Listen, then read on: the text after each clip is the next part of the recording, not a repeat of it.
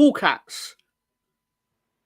I've actually forgot the opening sentence. Cool cats, cool dudes. And yeah, fuck it. You know what?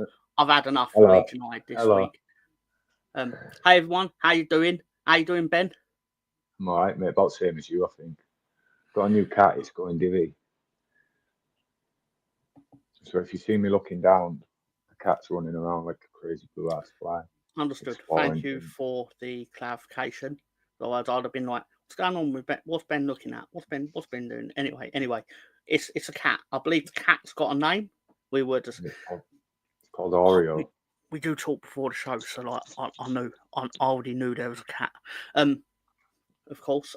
Director John was in very early today. He was actually in about nearly 2 hours ago with what's going on with you handsome bastards and Ben.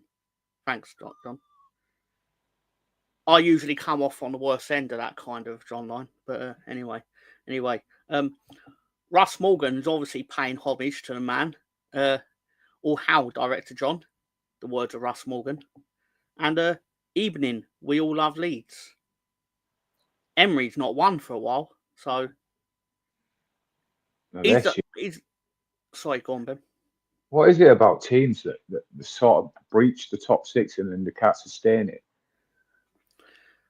I think Emery's the luckiest man on earth because obviously he's won loads of Europa Leagues based on the fact that his team weren't good enough to do well in the Champions League, essentially, because then he'd always drop into that one. And then basically, as soon as he left Sevilla to join Villarreal, whatever, they won that there. And then he ended up at Aston Villa, and Aston Villa were like, well, we'll just make the Champions League anyway. But his form has dipped. This isn't a show about Aston Villa, but I just wanted to say this. His form has dipped, and he's very lucky that because another team are doing significantly / shockingly worse, it's not falling on him. No one's noticing that he's not actually won for 7 games. Because someone else hasn't won for 7 games. Sorry, what's that, Ben? I noticed. Yeah. He hasn't won for 7 games. Yeah. We notice things, Ben, because we look around. Because as Leeds fans, we hate everything and everyone. So, just it's what we do, really. Step up in quality, Ben. Some clubs cannot handle the additional fixtures and lack of depth. Lack of quality depth in the playing squad. Sorry, Russ, I will read your words correctly as they're written. Ultimately, that is the real shape of it. But then they were doing dodgy shit in the transfer window, like buying players that have never played first team football and then selling the other club. It might have been Newcastle, one of their players that's never going to play first team football for a load of money and shit like this. But, no one ever gets punished for it. So, which annoys me all the more about our own clubs. Like, we're gonna play by the rules. It's like, no, I'd rather you fucking buy a team that wins every week. Yeah. That can break down a fucking low block. It's so annoying. It's so annoying. Anyway,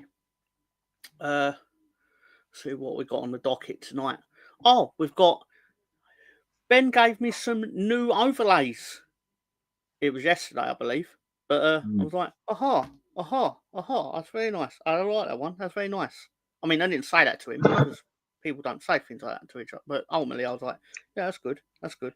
I like that. I say all that. I couldn't make them. Even if Ben one day turned around to me and went, make them yourself then, Tom, I'd be like, well, fine, we just won't have any overlays. Just the images. By overlays, I mean this specifically. It's time for us to talk football. Talk football. Is it like that? I thought it was not bad. I figured it was best to actually put it at the start when we actually start talking about football. I just steamed up then. Yeah, I was looking for match review one, but they were all shit. So I just thought, we'll talk football. Yeah. So it's time for us to talk football because Leeds actually played twice this week, despite the start in the tone. Obviously, the tone's more going to reflect the match that most recently occurred. But I actually forgot we played twice because of yesterday. I forgot I was happy midweek being top of the league. Yeah. shit changes quick in this championship, I'll tell you. For example, we did rock up at Ellen Road on. I've already forgot something that I usually do that I didn't do. You didn't like Ewood Park much, did you? Like, you didn't like Ewood Park. That's Ellen Road, is it? Is that the Luton game? But yeah, but when we do the away game. Anyway, this is how we lined up against Luton. Haven't you done it, mate? Oh, no. I don't like Ewood Park. I can describe it to you. It's very square and small. And usually it's full of Leeds fans. Interesting you say that. But this is how we lined up in the first game. And, is what it is. I've come to. You're going to ask me what do I think of the starting lineup? Did it surprise me? I've come to the exception that he will continue to pick carrier bag in goal, and that's going to continue to piss me off as long as he's at the club. So.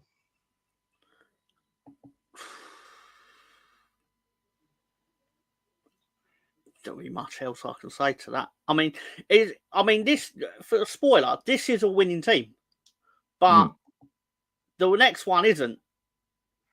And Carrier nearly gave the lead away with his delayed. Yeah, Carrier-bag's awful.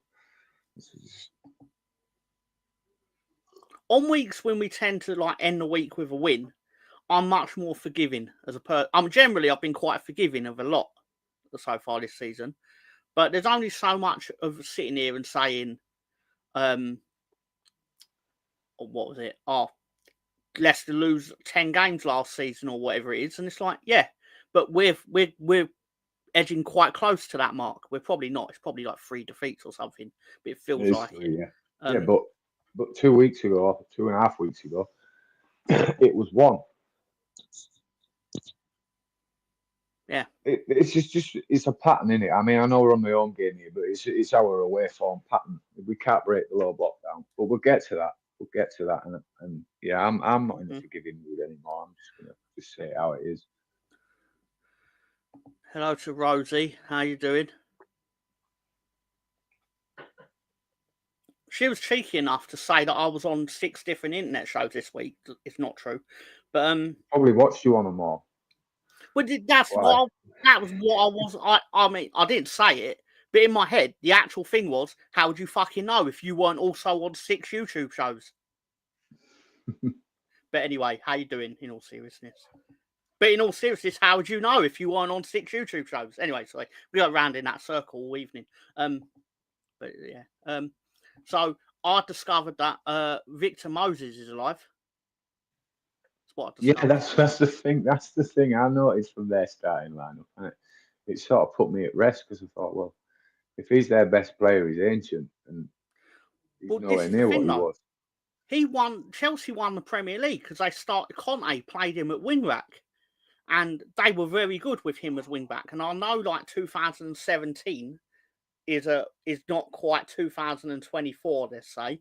But I did think if they were going to get anything, it was because of something Victor Moses did. And turned out they nearly got something because of something that Victor Moses did, because he was the one that chipped Meslier, was he not? Yeah, he was. Yeah. That's how we lined up. I mean, I just do this for the sake of people you've got to show lineup, because we know how we're going to line up. We know what the formation's likely to be and how it's going to set out.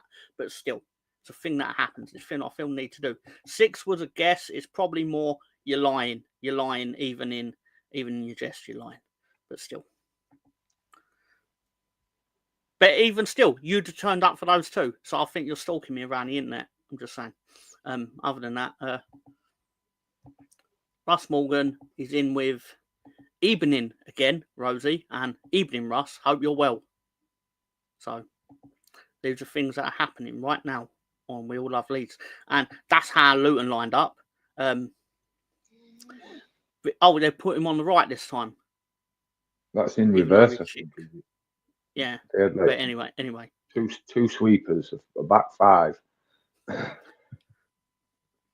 Yeah, I actually thought that was a bit adventurous of Luton, if that was how it actually played out, but it obviously didn't. a lower key 5.5 stone left the stoop early. Thank you, John. That's true. I did. I was fucking shattered and went to bed. Mark looks different. He does. I like his beard. I didn't like that skull cap thing he had on. Bless him. If you're watching Mark, don't wear that again. It makes you look. I don't know. But the beard. It's on Steam. It's on Steam's where you buy video games, love. Anyway, sorry. On Steam. Tom's always on Steam. Why steaming? Hello, Tom. How you doing? Hey, Saib, how you doing? Is that when he went off in huff? There was no huff. I went to sleep. Tom has been known to go off in a huff, though. And I usually admit when that's the case. But other than that, definitely does. I retain the right to go to sleep at 1 a.m. when I feel like it. I don't know. I'm going to take that right away, Tom. 1:05. Come on. Anyway, looking very Christmassy, sir. It's December. If I can't wear my Leeds United Christmas jumper in December, when can I wear it? Well, at work, it's been Christmas since August. So, yeah. That makes sense. Imagine my feelings on anything Christmassy before December the 1st. Yeah, if you put your tree up before December the 1st, in my opinion, you are a knob. There's a lot of things that people do that make me think they're a knob. Speaking of that, Rosie says you went in a cream puff because people won't acknowledge Leeds. Well, that's every right to go in a cream puff. Every right. I'd back your cream puff, Tom. If they were acknowledging Leeds, well, what's the point in being there? Exactly. I know you don't do it solely for betting in the dark. What's that? I say you don't do it solely for betting in the dark. Could you just do that on this show? I mean, I presume one of them read it out. Like, they've all got voices. They can fucking use them. Anyway, it's not legally binding, though, Tom. I think we're all over the place here. I don't know what it's in reference to. That's Charlie Manson. Yes, sir, it is. Yes, I think it's still in a huff. It's kind of true.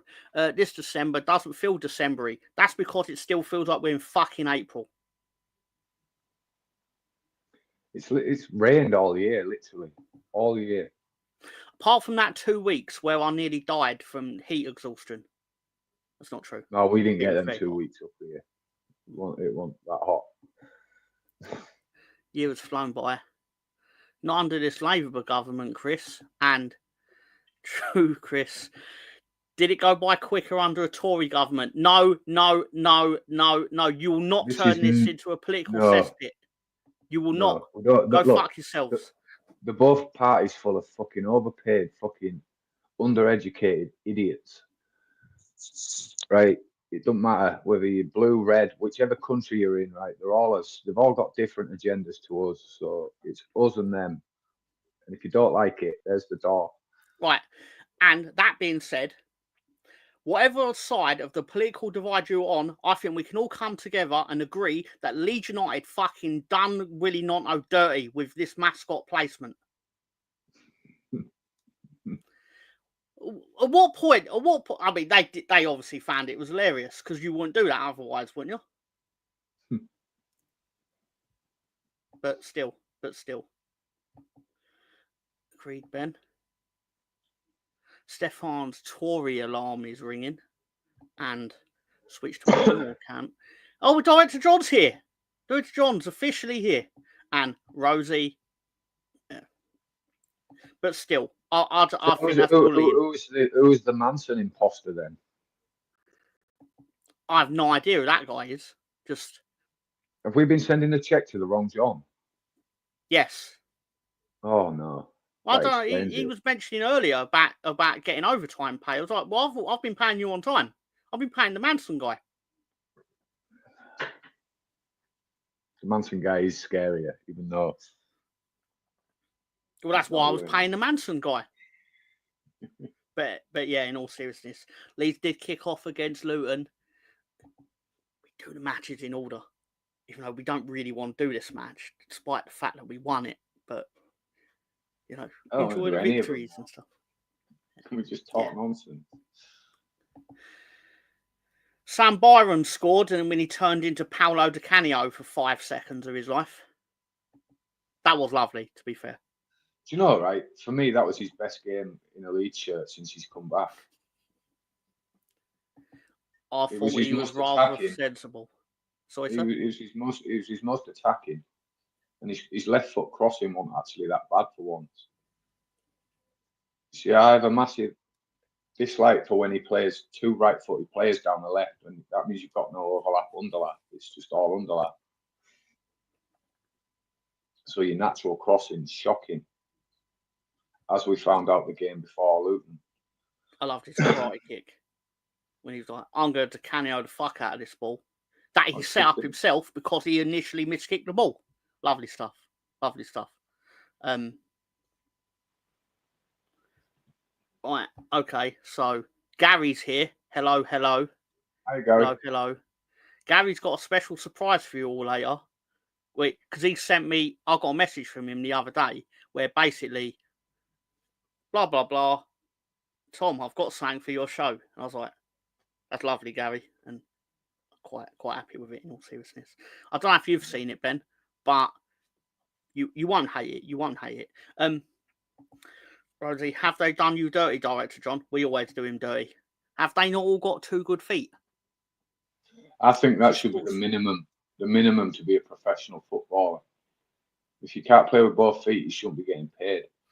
The irony, though, of a Glasgow Rangers / Sevco supporter talking about the amount of feet that footballers can play well with, the irony will never be lost on me. This lot of shit as well at Sam.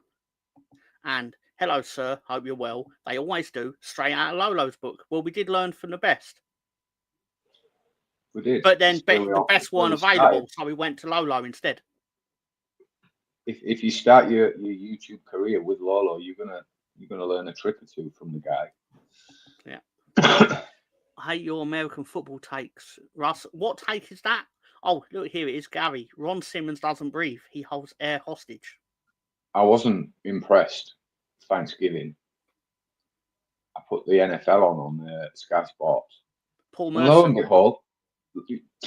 lo and behold, that well-known American footballer Paul Merson was on.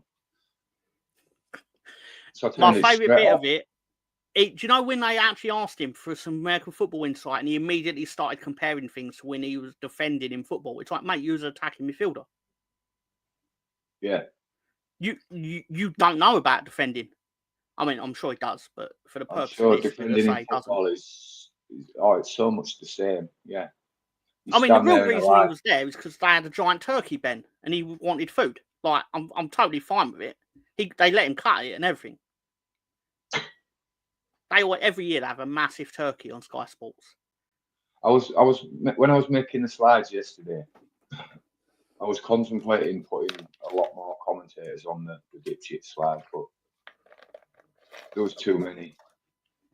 It's funny you say that, because spoiler, it's an all Andy Hinchcliffe edition, because people are not sure of things to say about him.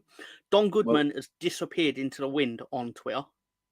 Like, if we go up, I will add the rest of the fucking dipshits. But Andy Hinchcliffe will remain, because Andy Hinchcliffe's starting to waggle a lot more Premier League games. He is. Which is somehow while we're in this league, long may that continue. Yeah. Obviously, during the game, there was the applause for the anniversary of Gary's speed, and yes, sir, he was a great servant for the club, champion with Leeds, literal champion with Leeds. Awesome stuff. I was 11 years old when I met Gary Speed. I do remember his goal against Southampton, where he just levered it into the top corner. I believe it was a 4-0 win. Mm-hmm. Lovely stuff. But then I got a message from Ben on Wednesday night, where basically Ben had been. Where was you watching the game from, Ben? Out of interest. I was at home. But TV wise, like, where are you streaming the game from? Oh yeah. Well, I don't know whether people know that I do actually live in Pyongyang. Yeah. So live from North Korea TV, they were showing Leeds United versus Luton, because of course they were, because Leeds are Obviously, massive. I watch it in split screen, and Yeah. I was being entertained twice. Football streaming is very different on the other side of the world, let's just say. Crazy. It's crazy, too much crazy. information. I like to think that on the right there, where it says 2.5, I like to think that that's your segment in Korean. I'm saying nothing. Partly because I don't know what to say. But that's betting in the light with Mrs. Tom, isn't it? That's Mrs. Tom. how much he costs you? I'm saying nothing. Anyway, remember when he passed to? No, sorry. I didn't mean to phrase it as a question. He says what he should have put is, I remember when he passed. Depression is such an awful thing. Rest in peace, Gary. I mean, depression is a big deal, but Rosie's definitely set on getting me to do something bad to myself because she's always picking on me. But anyway, it won't work. Your evil plan won't work. It works with I'd say with the show, but I'd say it works with the internet. As soon as you're on every show on the internet. I'm on every show on the internet. I will find my way onto it somehow and hold down the job. Thomas Ross, aka the Paul brothers. Yeah. I've already turned down Logan. I was like, I don't like what you did in that Japanese forest. Sorry, is that too far? Anyway, Joel Pirou then scored, which was nice, I suppose. I like Joel. I just feel that he don't fit in our system very well.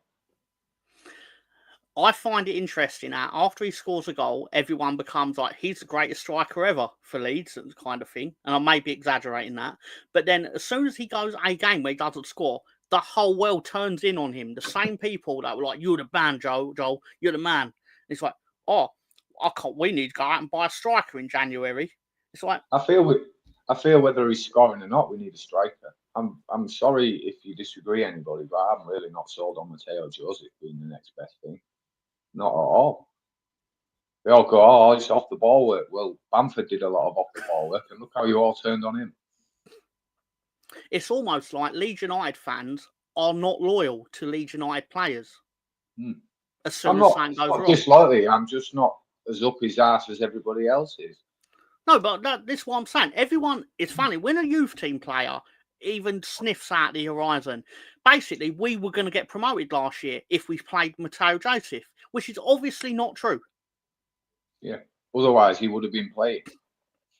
And I sat here on this show 9, 8, however many months ago, saying the people clamouring for Mateo Joseph, and there were Leeds fans in here clamouring for him to play up front. Oh, definitely were. Based on what? A lot of them. And what these Leeds fans fail to realise is that international under-21s football is nowhere near the level of the Championship. Nowhere near it. Whether you've got world beaters in the making or not. I'm not even really digging him at. I'm digging at the expectation automatically placed by Leeds fans as soon as they sniff out something new. Well, I'm not saying there's no potential there. Of course there is. But it's a long way off at this point. We've had a lot of games, Ben, of him running around up front. But we've also got Brendan Aronson running around up front. For me, there's a lot of running. I think he's missed chances. He could be at least 5 or 6 goals better off and should be. But he should have scored in the first 10 seconds against Burnley, Ben. We should have. Could say that about a few players, but I'm just not sold on him. So, with that in mind, I still think we need a striker, but that's not digging out Joel Pirou. I think Joel Pirou is a bench option for me. The fact he scored more goals as a sub than as a starting player suggest you probably need a starting player up front for him to then come on and basically be given the ball in the 6-yard box. Because we are a team that can get the ball in the 6-yard box. Yeah, but I'm stuck on what sort of striker I want, because I think our crossing ability is shocking. I think we're a very small team. Yeah, no, but even the ones along the floor, I think our balls into the box are crap.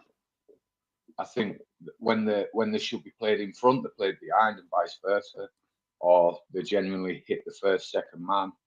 I just think the crosses into the box are shit. To say the amount of times we get down the wings. Just before we move on a bit, just want to say hello to Scooby D2. How you doing, Scooby? It's good to see you. How you doing? And also Joseph Fritzl was turned up, played by Colonel Ward, I suspect. How you doing? Celebrity show tonight. We've got Manson, Fritzl. Yeah. Someone's going to turn up as Dr. Harold Shipman at some point, but is that too much wishful thinking? No. Dr. Shipman was cured a lot of people. Probably cured more than he killed. But no one goes on about that, does he? That's certainly a take. People don't think about it like that, but still. By the way, that jumper is uncanny. The Rangers Christmas jumper from a few years ago is identical. I'm sure it is, despite the giant Leeds United badge. What's with Rangers? I'm Celtic myself, but what's with how shit they are in the league, but how good they are in Europe? They're tearing Europe to bits. They are tearing Europe to bits. How did they get on? I don't really pay attention to the Europa League anymore. 4-0. Was it 4-1? They beat Nice. Okay, hey, no. In all seriousness, despite the jokes, if they won 4-1 against Nice, there's nothing I can say. Well done, you won. You're a bunch of winners. Congratulations and welcome to this show where we're about to discuss a bunch of losers. Have we got over the winning? Actually, right, I'm going to confess here, right, the Luton game. I missed the third goal because we were that in control and it was that boring. I fell asleep. Oh, do you know how I observed the Luton game? It's genuinely true, and I've not denied it, like publicly or anything. But at work, we show the Champions League football. Leeds are on the red button, to my knowledge. So obviously, our TV at work doesn't actually show the red button games, even if it just doesn't work because it's like the pub setup. And cut long story short, I had a running commentary from Gary DWTT himself, where he's just sending me updates on WhatsApp. Like, even if Brendan Aronson even sniffed a line of coke on the line, he'd told me about it. He's very good at it, despite what people think. But how you doing, Peacock Whites? Good to see you. Good to see you. Even though we had loads of Scooby actually did write an essay here. Leeds, the entire team have the yips. Now we're the top scorers in league, and Pirro is our top scorer, and he's only played 9 since the last few games of the season. You don't get much good service, even though we have loads of possession. Yeah, I agree. Which is why I'm going to hate on Pirro. He doesn't fit in our system, but he still manages to score goals, which is why I think he's better as a bench option, but not a 20-minute bench option. Let's say a good half an hour bench option. It's mad how good they are in Europe. Again, they retire this weekend. Right. Congratulations to Rangers. Now fuck off to We All Love Rangers TV or whatever. You good. Hi, Rosie. I'm good. Sorry. Rosie, do you just want to come on the show so everyone can talk to you, mate? But still, I've had mine. When you call a lady mate, treat everyone equally. That's what I do. The other week she went nuts. Mate. I could hibernate all winter. Okay, bye. Thank you. Hey, so have you just lost us a viewer? It's not true. She'll be back. She can't help it. So obviously half time in this game that we won, but don't really want to talk about because obviously real shit has happened since then. Dan James then ended up scoring a delightful chip and then posed like Hulk Hogan in his photograph. Yeah, no, stay, Rosie. Tom is just kidding. Is how I imagine Stefan actually talks. You're going to get rid of them all if you carry on. What are you picking on the guests for, man? I know Leeds pissed you off. But they... go and watch Rory Jennings if you want someone to talk disingenuously to you. Or you can stay and I'll be nice. Yeah. Yeah, that's probably a good... yeah, right, at Tom. He ran away. Who's that? Get up there, Ouija. I don't know. This is Scottish talk. I don't understand it. Anyway, right. So we won. What did you actually think of the Daniel James goal? Sorry, everyone should have a say. When I finally saw the replay, it was a good goal. I liked it. It was nice. It was nice. That for me was the perfect performance. Don't get me wrong; it was a little bit tedious watching, but if we can control a game like that from the front, then fine.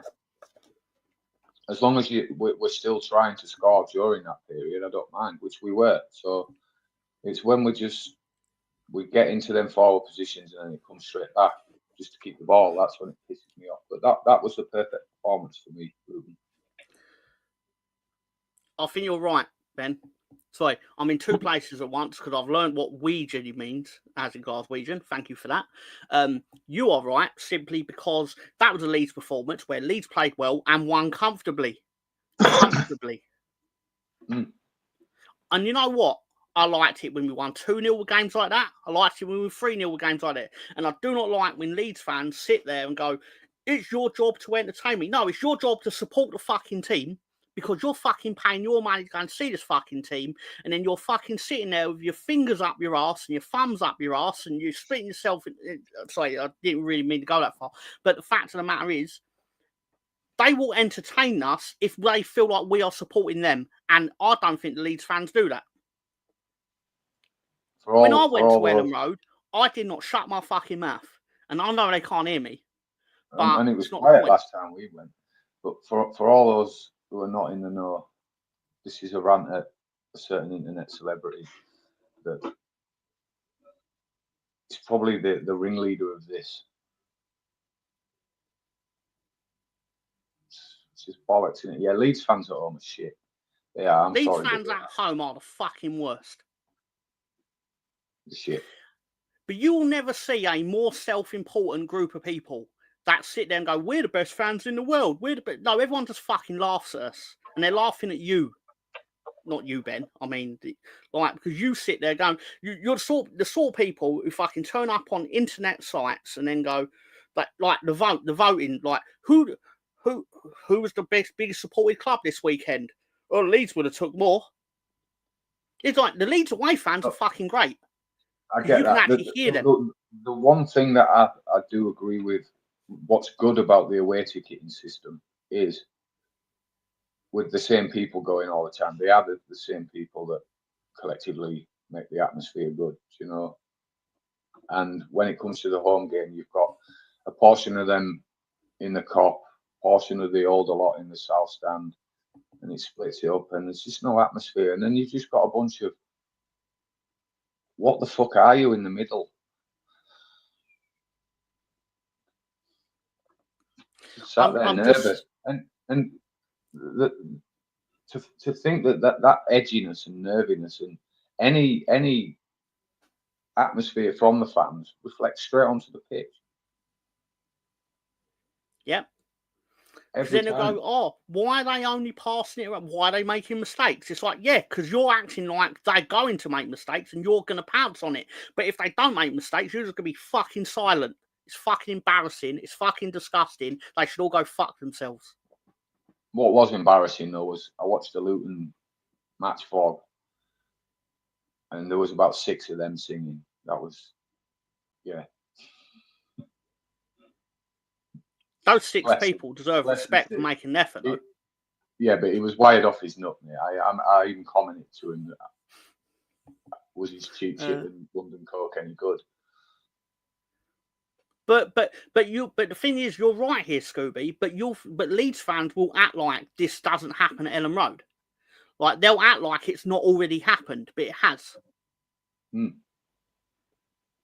Like, when 53,000 people end up at Leeds, it'll be totally different. No, the only difference between them teams and our team, fans, sorry, is a lot of theirs has been replaced by Hollywood fans. We haven't. So you can understand the silence at Anfield and Old Trafford and in how the atmosphere is plastic, but they've got reasons because it's full of tourists, full of Asians taking photos, there to see Ronaldo or whoever the latest celebrity footballer is. Where we've got the same group of core fans that we've had for years, and it's like a fucking library. I don't like. I get when you used to say like football should be football's an entertainment business, but this season specifically, we are a club that is in the results business. Mm-hmm. I will watch Leeds win 46 games with 1-0.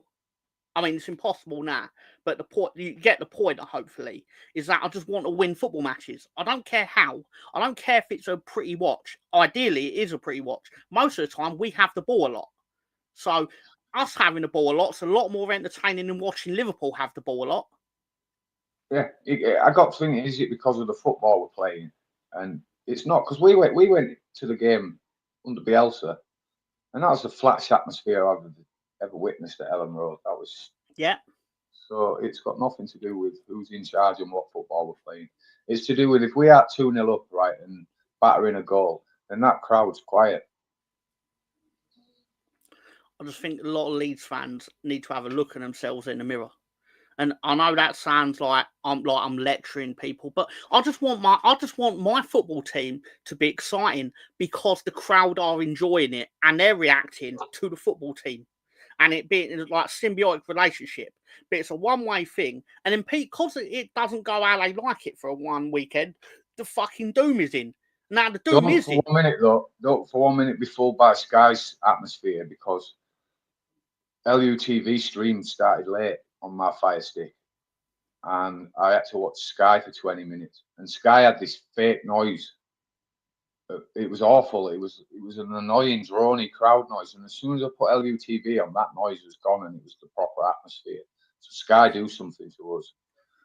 Yeah, well, I know they do lower the. I know they lower the noise because of the amount of times we're swearing about Sky, which ironically is one of the actual few things that actually gets this crowd going, is swearing about Sky Television. Well, I think they've dragged the COVID crowd out for our games, and they just play it over the top of us. But yeah, there was a massive difference in the sound and the atmosphere from LUTV stream to Sky stream. Tom, have you ever considered reading audiobooks? Well, yeah, but they wouldn't let me because of the swearing, I imagine. You can have books with language. I'm really not a sweary person outside of football. You could do a YouTube channel where you read a book in your own version. Obviously, you add your own words to it, like fucking and twat and wanker and whatever else. But you could sort of, I wouldn't say X-rate, but make a book an 18 as you're reading it. That's fair. Spice Harry Potter up. I think he was mocking me anyway with his initial comment, but still, that's okay, because I'll mock him whenever Ipswich basically don't win 8-0. So it's what it is. Which is every week. Then. There you go. Do Leeds fans own mirrors? Well, 1 out of 2 ain't bad. I don't look in mirrors. Can you tell? When was the last time they did the Airplane song? It doesn't have any words, and some folks bitched about it, said it was wrong, said you'll be banned, etc., etc. And now they've got your fingerprint. I don't. Testicle sample. Look, I'm not gonna lie. When I was stupid and young, and I was going to Leeds with a few mates and whatnot, I have partaken in some of them songs, but on a whole, as a grown up now, I just think it's tasteless and just moronic. And I was moronic, so I'm not holding any blame from myself there. But yeah, to sing them songs, you're a moron, and you just need to get a bit more context to life. Tom reads Harry Potter in Tom's inimitable style. Apologies if I've actually read that word wrong. I may have done it censored, Ben. Tom, can we talk Altanaka? Oh, we fucking can talk Altanaka, but yeah, no, we're gonna fucking talk about generational talent, Altanaka, that motherfucker. Can I name him?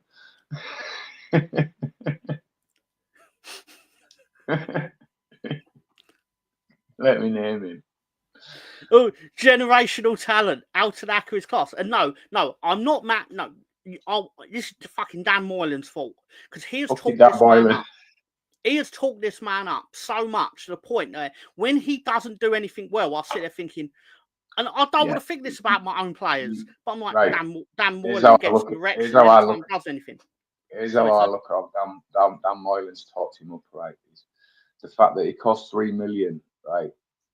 And that 3 million has been flouted, and look at the bargain we got for 3 million, but it's 3 million. What do you expect from a £3 million player? You know, he's not going to be what Dan Moylan thinks he is.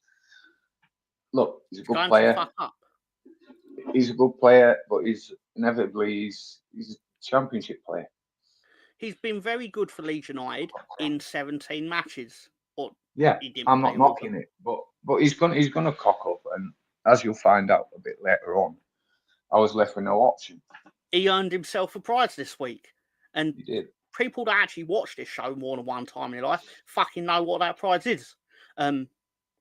Football songs come with a pinch of salt. They do, but some of them are wholly unnecessary, to be fair. I think there's a lot better AO songs than the shit song that we've got for Tanaka. Awful song, shit song.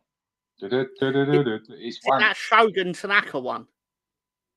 Yeah, there's loads more songs with AO in it, like Boom Boom Boom. That's got AO in it.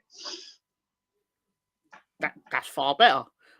Has Tanaka got? And if you want to challenge me to songwriting songs, then I can write songs. So, but I choose not to write lead songs because I've got better things to do with my time. So, Leeds United end up being Luton, and that takes us into one of Ben's handiworks, the mid-show question of the week. It's the mid-show question of the week. Should I do the video, or do you want to do the video? You can do, yeah, because I'm going to give that to John, and he can go again, can't he? We'll do the video, right? Okay. So, you nearly got posted. You nearly got photo shot on faced onto Bradley Walsh with the chase, but it didn't quite look right. But which one do I do? The normal one or the one that Gary made for us? Now, if we've been given a present, we have to air the present.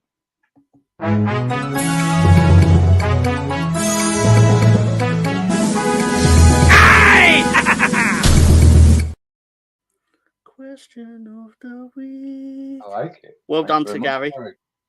Is this we're going to have a battle in the boardroom? Is John going to be all right with this?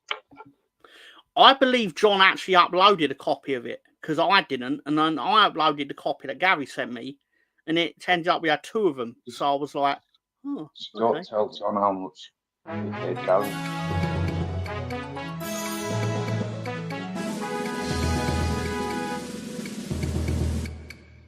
So I didn't mean to cut you off with that. Sorry. Yes, don't tell John how much we paid Gary. I didn't pay him anything. He just randomly popped up with it. I was like, I like getting free stuff I never asked for. That's still but seriously, it's very kind of Gary, and I really do appreciate it. He asked me if I wanted any other stuff done. I felt kind of guilty because I was like, I had 36 different things. But anyway, they say AO, let's go a lot. I don't think Leeds fans are that creative, not being horrible, but can you tell that Leeds fans are not my favourite people this week? They've never been my favourite people. I can't watch. I'm like you. I only watch the square ball, really. I watch Jer every now and again, but the thing about Jerry is they seem to create this fake fucking YouTube community, like they're all friends. And I can't stand half the content makers. And whether they like me or not, I couldn't give a shit. Right. So it's not about that, it's about personal preference. And you'll watch Jerry, and then all of a sudden he's got that pale looking kid that thinks he's a statistician. And then he's got that other kid, that young kid, Joe Blackburn, creepiest guy on the internet for me. Sorry, Joe, if you're watching, but can't watch your shit. I've blocked you, but you still managed to fucking get your shit on my YouTube, and it winds me up. Absolute creep guy. And then he posts everything he says, it written in big letters like you're 5 years old. It's like a children's show, honestly. I can't handle it. But I'm not here to dig out on other YouTube. But yeah, I can't watch other Leeds fans because I tend not to agree with a lot of them. Yeah, to be clear, fickle. They tend to be very fickle, and I don't like that. Look, it is what it is. I enjoy the square ball. I think a lot of what they do is very good, but I don't like. That's down to Michael, though. I believe that makes the square ball what it is. He does very good work on it. Square ball is a good show. To a lot of Leeds fans, that they do a show called Propaganda, which is about the other fans' reactions to games, and it's not just Leeds games, Premiership. They do Premier League games basically. I'll give them that. They don't have an agenda against other fans, because when we lose, they put our misery on, and painful as it can be to make it sometimes. Because look, our demeanour when we've lost, we don't really want to talk about it, do we? But you've got to, and I'll give them that they're there religiously, But I do get your quirks with Dan. I don't like the disingenuous. What I basically think is, because he knows that we do I do none of it. They do a bit where they show the reaction of other fans. He thinks that he's better than them because he always becomes really calm. But the underlying element is that in about 6 months' time, he'll talk about the mental health problems he had based on what happened yesterday, which is fine. I'm not disregarding his mental health. My problem is just bring it out now.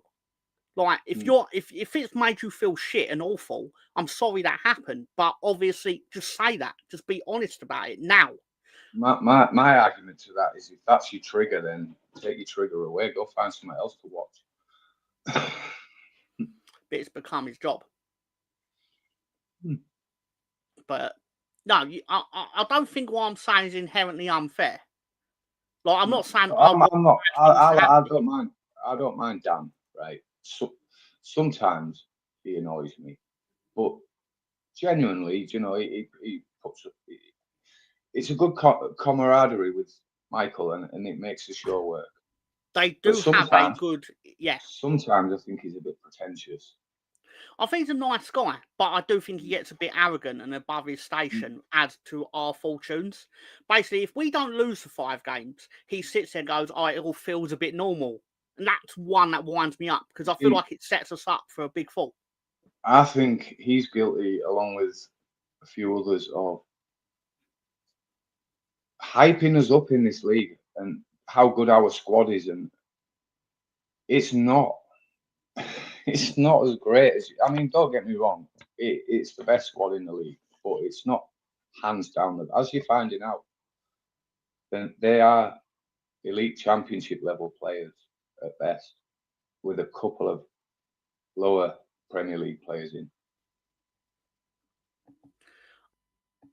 I think our team are Man City, Liverpool, right? Yesterday, even the likes of West Ham, probably Crystal Palace, right, would have found ways to break that block down, and that's the level difference. And I think we're just hyped up as we've got this God-given right to be promoted, and we will be promoted. I still think we'll be promoted. I'm still not bothered. Yesterday, it frustrates me more than annoys me watching that shit, right? Because as soon as you go 1-0 down, you know what's coming. That early kickoff game, you can just tell, can't you, how it's going to. You knew yesterday, once they scored that goal, right, how that game was. It's just going to be a frustrating game. And it does that more than annoys me. And I just feel that a lot of Leeds fans think we've got this God-given right to be a Premier League team. Like a lot of Man United fans think that Man United have got a God-given right to be great. You've got to earn it, and we haven't earned it yet. I agree. I do think on the scheme of things, we should be a Premier League team, but there are multiple reasons why we're not. There are multiple reasons why we are predominantly a higher-end second-tier club. It's We're a partly Premier League because team we off have the a lot of pitch. fans.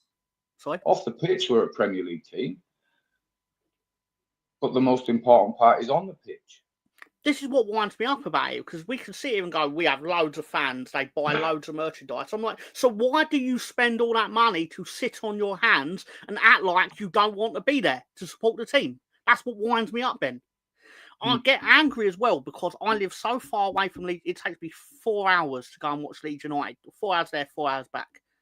And there are people that live next door to Ellen Road, and then they go there and act like it's nothing. Like they can entertain me, do your jobs. It's like, go fuck yourself. It makes you wonder, right? How many of the people in the 22,000 waiting list would actually generate an atmosphere?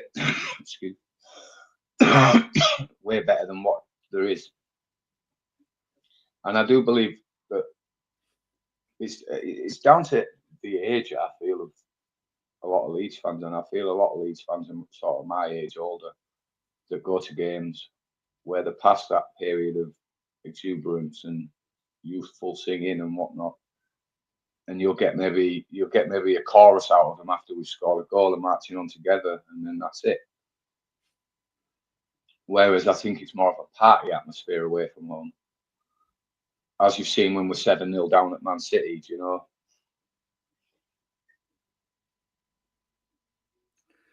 Chris Nix with the worst fans are the ones who moan about fans not chanting but don't chant themselves. I'll tell you this. I got told to shut the fuck up so many times at the O2 Arena when Monday Night Raw was there because I fucking became the commentator for the audience. And, well, admittedly, I deserved that. Didn't we nearly get in a fight with Lolo in the West Stand, at the East Stand? We had Lolo as a guest and Mark and Gary, and we got in a fight with some Leeds fans over telling Lolo to keep his voice down. He's trying to generate an atmosphere. You know, it was absolutely ridiculous. How dare he try to make noise at the football match that he paid to attend? Yeah, and he paid a lot of money to attend, you know.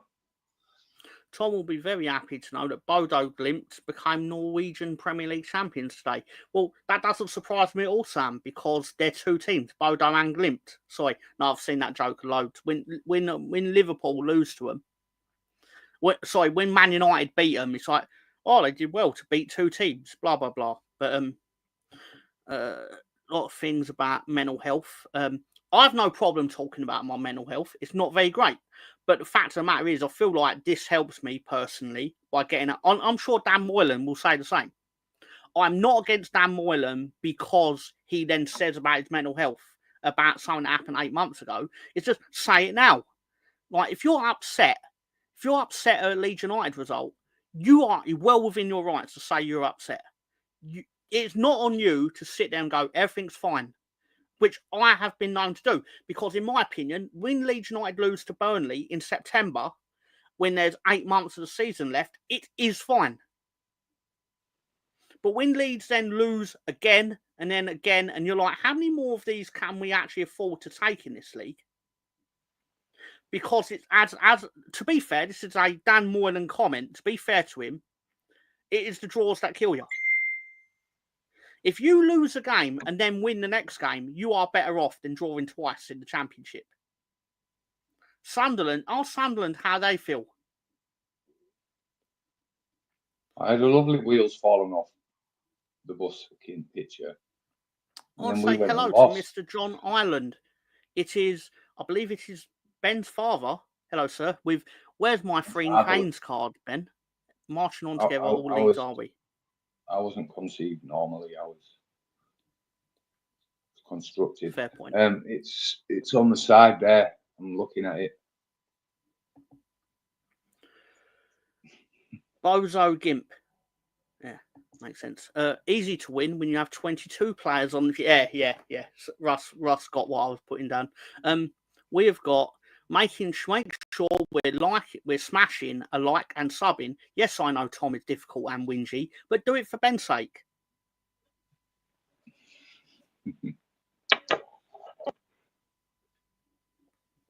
But the beauty of signing. I feel justified. I feel 100% justified in everything I've said. Maybe I shouldn't have been hard on Dan Moylan, but still. You'll never find out. Sorry, what? Epilepsy is neurological. I'm not a doctor, Scooby. I don't know. Haha. I see what's going on here. Type YouTube site. I don't care. It could be a fucking nightmare sometimes. It really can. And Stefan just wants an excuse to smoke his socks. I'll tell you what else could be a nightmare. Bad dreams. Bad dreams, yeah. I see what you did there. Look Dr. Rufus up, or Joanna Moncrief, or the Critical Psychiatry Network that started in Bradford. You know what I would want to do more than anything is do this fucking mid-show question of the week we did the intro for, and then ended up talking about everything except it. So we'll do the thing. You don't get Gary spinning this time because you distracted me. So.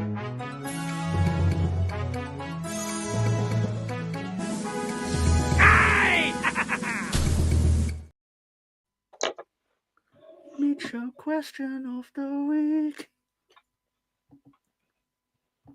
So I'm your classmate. Love the shows, bro. Yeah, I'm going to pretend that your name is Barry. I love you, Barry. I don't know if that's appropriate. I don't know if that's appropriate at all. No, there's no need to apologise. It's all fine. It was just an excuse to remind myself to do the question show again. Anyway, you know what? As I have to do it every time Russ Morgan says it, I do apologise, Ben. This show's going to last 17 hours. It's not true. It's not true. Jingle, which means just like this show is now jingle all the way, some might say.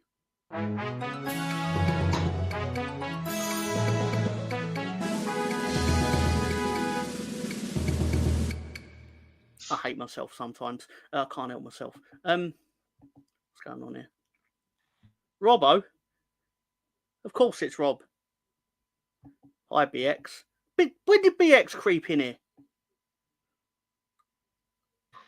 BX here, bless him. Yeah, BX kind of creeps in it. He sneaked in. He sneaked in under the shadows. Oh, he has been lurking in the shadows. Greenwood noticed he was here. Yeah, he did actually, to be fair to him. We will do Wanker of the Week, of course, Sam. BX loves getting stuffed on the couch. That's Ask Russ. Bitterly disappointed if the Wanker of the Week is not Sam. And then BX break it down. Right, so your question of the week this week is... These people played for both Leeds United and Luton Town. Who the fuck are they?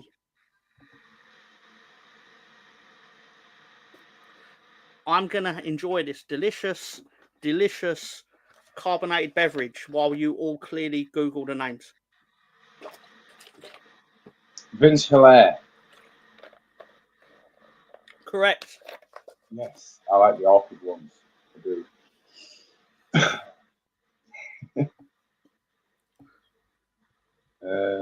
Right.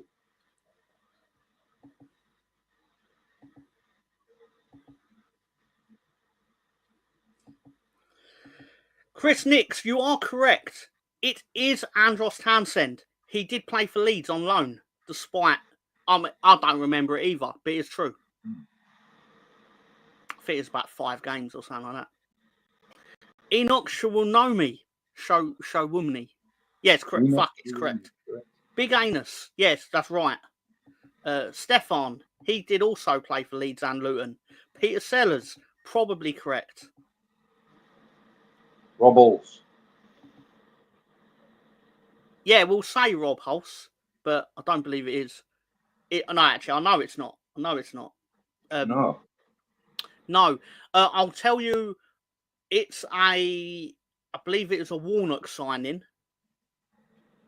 who played, I think he played for Southend, or he went on to play for Southend. Rufus Hound. It'll be a bunch of nobodies as usual. Is Chris Kamara a nobody? How dare you, Sam Greenwood? Chris Kamara was the greatest man that ever lived.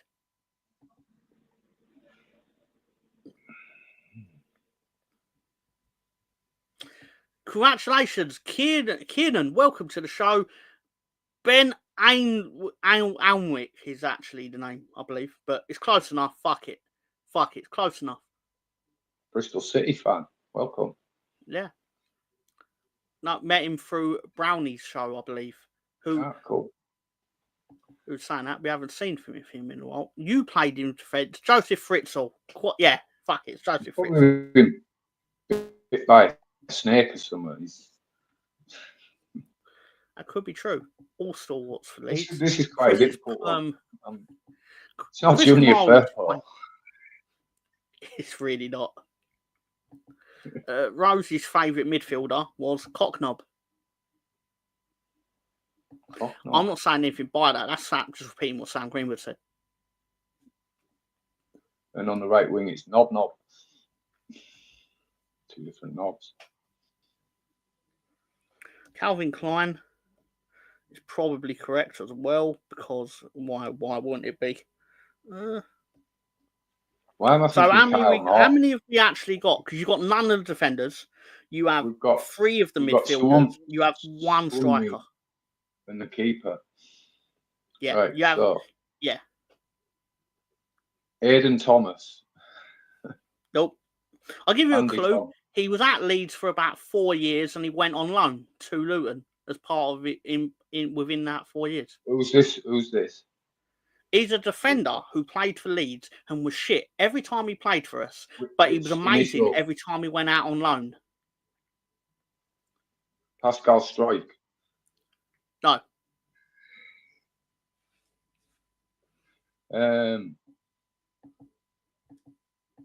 Fuck knows, man. My mind's not in this one. It sounds like a class you can do at school, but you're pretty much getting out of school. Sex education.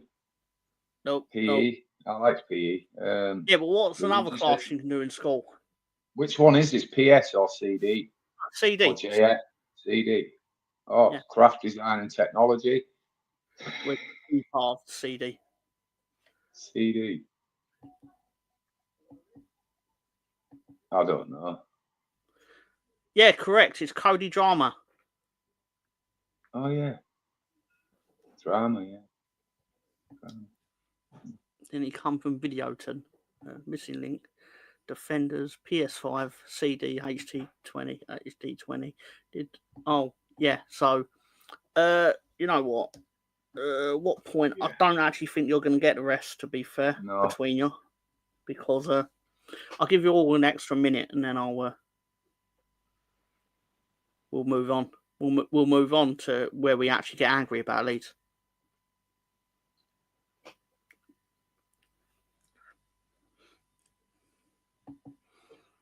We just found a Wesley Snipes movie he's never seen called 9 Lives. That is correct. That was one of the early ones. That's not true. That's not true either. In fact, they should get checked out, clearly. I'll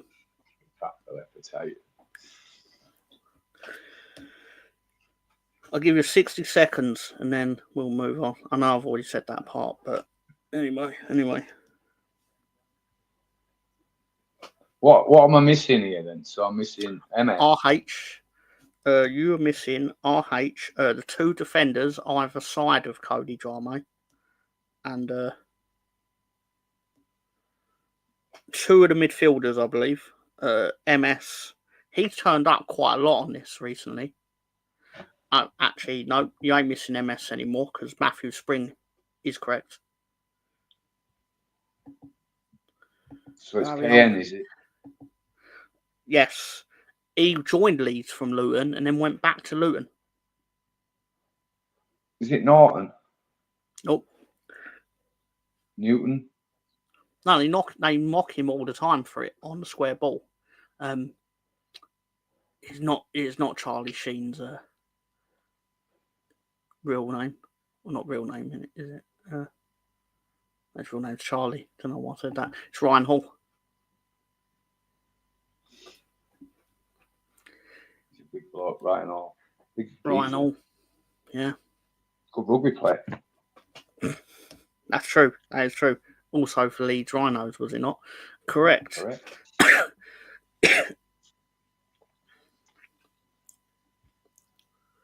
God, he's desperate. Right. I think he was a Southern lad. Yeah, John. Kieran done the clever thing and like Googled the same thing I did to find the question. Because come on, get the other one. Yeah, he did get the other one actually. To be fair to him, Shepherd. So, KN, for argument's sake, KN was Kevin Nichols. Yeah, we'll pretend you were so close with Ronnie the Hedgehog. Sonic's boring cousin. That's fine. Half a point. That's fine. Fine. That was the version that you got in Scotland. It was Ronnie the Hedgehog.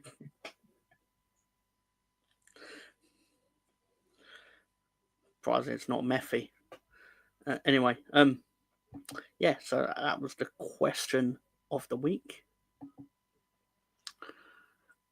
Talking about BX10 is on holiday again. That has not been confirmed. We don't know if that's what happened, but yeah, I've not seen him for about 2 weeks. So anyway, I'm used to you doing appalling. I'm not used to you doing appalling jokes. It's left me discombobulated.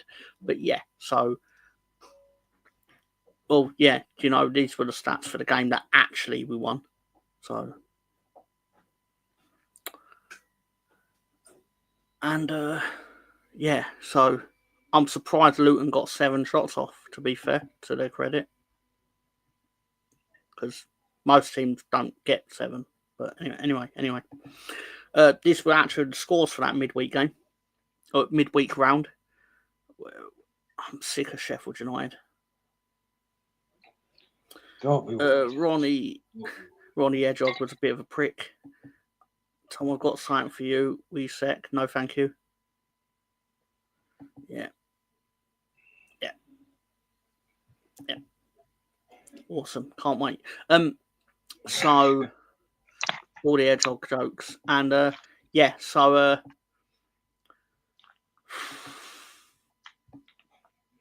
are we doing? Oh, moving on. So we go to Ewood Park, and I don't have the photos of Ewood Park because I couldn't be bothered. I was too lazy. Some kid with cerebral palsy. Oh, it's this kid. Oh, of course, yeah. Sorry, I was sitting there thinking, I thought he won the comp.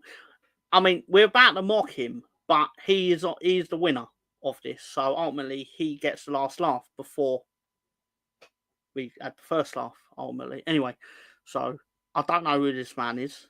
We'll probably work it out from these photographs.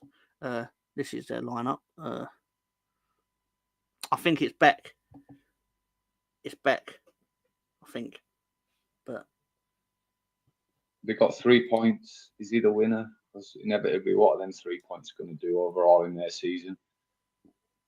Equate to a mid-table finish. Fuck all, really. I've come to the conclusion that it's a fucking tin pot league, and where you've got tin pot fans of tin pot clubs that are happy that their clubs just defend. Inevitably, yeah, it worked, right? But fuck off, man. I'd be so pissed if I watched Leeds do that, whatever league we were in. Just sit 11 men behind the ball and just time waste and just fuck off, man. Just drab. So the Tin Pot League is I should have made the Tin Pot League the wanker of the week. But I'm just going to have a quick rant and get this over with, right? The difference between us this season and last season, right, when it comes to finding a way through this low block and this defending. We had individual winners last season that could break through that block and score goals or create goals, i.e. Ruter and Somerville. And Somerville cutting in and scoring helps us out an awful lot. Which brings me on to Nonto, who's nowhere near that level and is so overrated in my eyes. Can't pass a ball. Not really great at shooting. Can't cut in and score. He's probably best attribute is he can beat players, but then again, he's not overly great at that. I think he's overrated, really, not know, but then he only cost us 5 million. And I just think we lack that individual quality that we're going to need here and there. That's what I came to the conclusion yesterday. See, where I disagree with you is we had those players last year and they couldn't do a low block either. Because if they could, when it actually mattered, we'd be in the Premier League. We'd be playing Premier League right now. We came up against that low block umpteen times in that long run we went unbeaten. And we found ways of doing it then. It wasn't until the end of the season where it became more of a problem again to us. But I think what is missing is the number 10 for that little killer ball, you know. And because Aronson is fucking shocking. In chat yesterday suggested Nonto, but no, his passing's awful. It's always behind the man, and it always puts a split second in the flow of the play, hence giving the defence time to get back. And I just feel that his passing breaks up the move so many times because it's shocking. I see a lot of people which will go, well, not a lot of people, David Villamartin can write a thesis on why Aronson's great for Leeds. And it's like, well, yeah, what you've just described to me is he runs a lot and works hard. But you'll find a lot of footballers will run a lot and work hard. But I want ones that do it and actually have the quality. He seems to run himself back into trouble. It's like he's a definite head down player rather than a head up and look at what's about. I wouldn't say he was the worst thing for us in this league, but if we can get a better number 10, he's the first player I'd take out of that attacking line. Yeah, I don't think it'd be much of a. I just can't believe we paid 30 million for him. That's my biggest shock in the whole thing. It had you wouldn't have made that decision if Jesse Marsh wasn't pushing for it. But ultimately, more than anything. But yeah, so argument is this is our lineup. So obviously they moved out Solomon for Dan James, who in my opinion is not a starting player.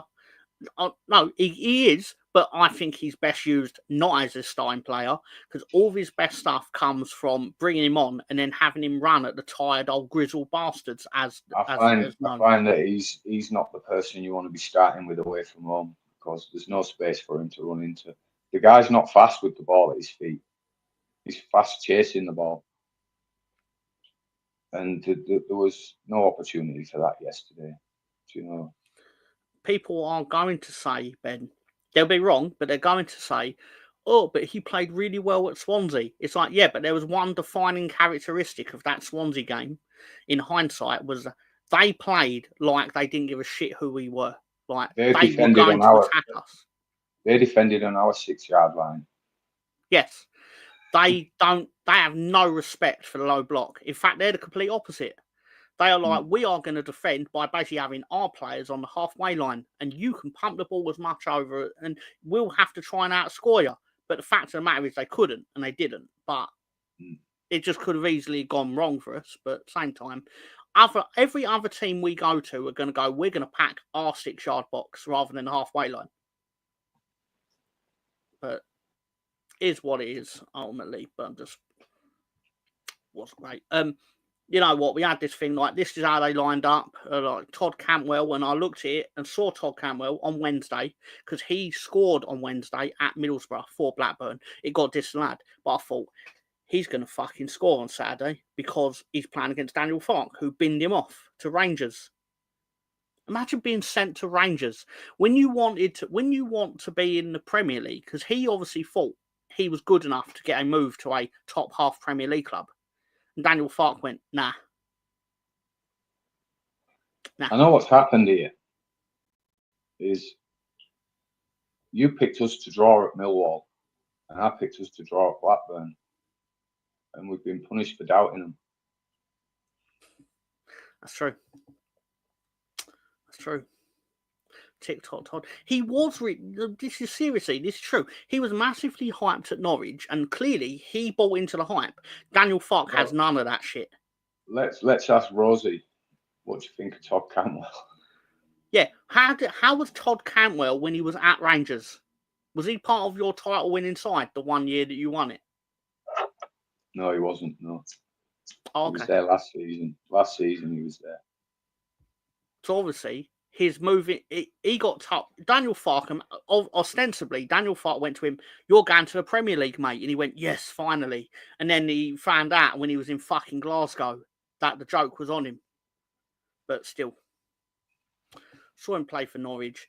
Do you know Stefan cheered Norwich against Leeds, even though he claimed to be a card-counting Ipswich fan? These are things that happened.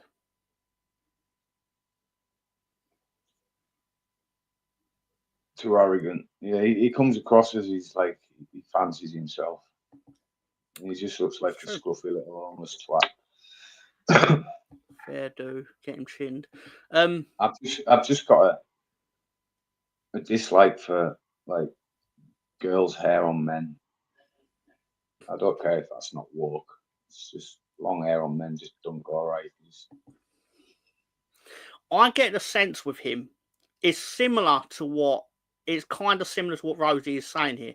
But I think if you're a young footballer and you display a modicum of talent, you are immediately bigged up to a lot further than you are likely to achieve. He's a poor man's James Maddison, isn't he?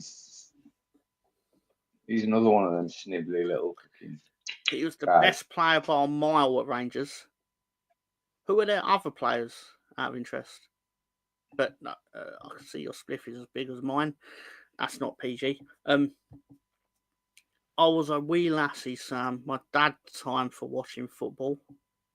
Were you around when Rangers had Ali McCoist and Mark Haley? Mark Haley played for Leeds as well. I think he played for about 5 games for us. I watched Ali McCoist and Mark Haley knock us out of Europe. Yeah. Henrik Larsson. Stefan's got long hair. Don't know if you knew that. I used to love Henrik Larsson, and then he went Henrik there. Larsson was great until he went to Scum. Till he went there, yeah, and now he's a cock. I got to stop calling you Steph. I thought you ruined a lot of good players that club. Yeah. Cantwell was the best player at Rangers by a mile. I can't help but think that's a bit of a it's a bit of a anyway, so we kick off at Rangers. You know it's going to go well when that man is in the photo. At Rangers, do we? At Rovers. Sorry? We kick off at Rovers. Did I say Rangers? Yes, you did, sir. It's all right. I've only got the chat talking about them for the last fucking hour, but yeah. So that might explain it. Subliminal Rangers are in. That's not a word. It's not a word. The wrong Rangers, isn't it? It's not the New York Rangers. It's actually interesting to say that when we go to the Andy Hinchcliffe section. Anyway, more on that later. Goal, Blackburn. Cantwell scores from the penalty spot after Dolan is brought down. It was a foul. Can we rewind before the goal? I knew it was 1-0 because Carrierbag ain't saving any penalties. Do you know he's only saved 2 penalties for Leeds, I believe, out of like 22? And don't get me wrong, I'm not digging him out for that because he's not supposed to save penalties. Let's get that clear. He got so much closer to that ball than I was ever expecting. I nearly praised him for nearly getting the ball, but inevitably, my final thought was I knew Carrierbag wasn't going to save it. Fine, having long hair is not surprising. No, but in all seriousness, as much as as much as you have give out on the goalkeeper, but it's genuinely fair to say he is not supposed to save penalties. They're obviously meant to favour the attacker. So if he doesn't save it, I mean, blame whoever gave away the penalty? No, which we will. I disagree. His job is to save shots and penalties. It's to stop the ball going in. No, but he is supposed to because he's getting paid to stop the ball going in the net, whether it's from 12 yards or 25 yards. But the advantage is with the attacker. Otherwise, The penalties wouldn't advantage is exist. with the attacker. It is, but inevitably he is there to stop penalties. Otherwise, it'd just be an open goal. The actual main penalty he did save. Do you know he saved it from Jesse Lingard? And then do you know what happened 4 years later? 4 years later, sorry, 4 seconds later, Jesse Lingard scored the rebound because of course he did. Imagine saving a penalty and then having the rebound knocked in after 4 years. Jesus fucking Christ! What am I talking about? You can't write it, can you, for that kid? Tom's jovial demeanour went with his beard. Stop Hedgie fucking seems up. to think that he's got resale value. Do you see it? I can't see any resale value on him. I said last week, I don't know what he's worth. I do not know what he's worth, simply because I don't believe there is a market for goalkeepers that have conceded 100 goals in the Premier League in 2 seasons and then proceeded to let the ball in from a bounce in a championship match. I just don't see it. Anyway, sorry. I remember vaguely Rangers players being on Tennant's cans. Is that when Tennant sponsored you? Sorry? Because Tennant sponsored them for a bit, didn't they? Yeah. That would have been mid-90s or mid to late 90s, wasn't it? Hello, no, that was C.R. Smith. It was mid-2000s, I think, Tennant. JS Talks Football Fan Channel. Hello, Jess. Go and sub to it and all that jazz. Evening. I big up Jess. Yeah. I'll say that's not about Jess. McEwen's Lager did something. The Mum Overlord. Hello, Stacey. How you doing? Good to see you. How was your show? Because they had to have had a show. Yeah. Sorry, I don't even know where I'm starting at this point. But seriously, how are you doing? Got more. I vaguely remember that little embroidered star above the badge in some green and white hoop shirt.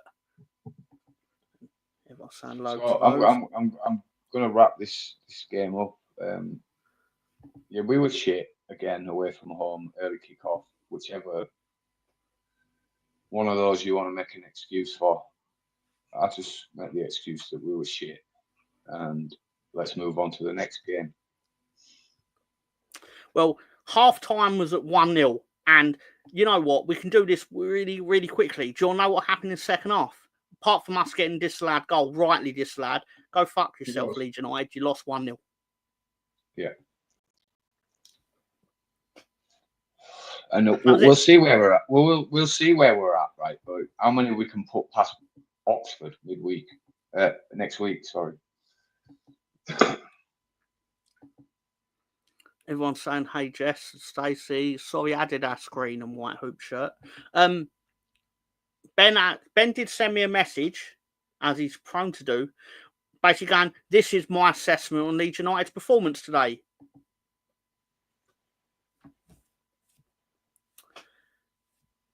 Wank.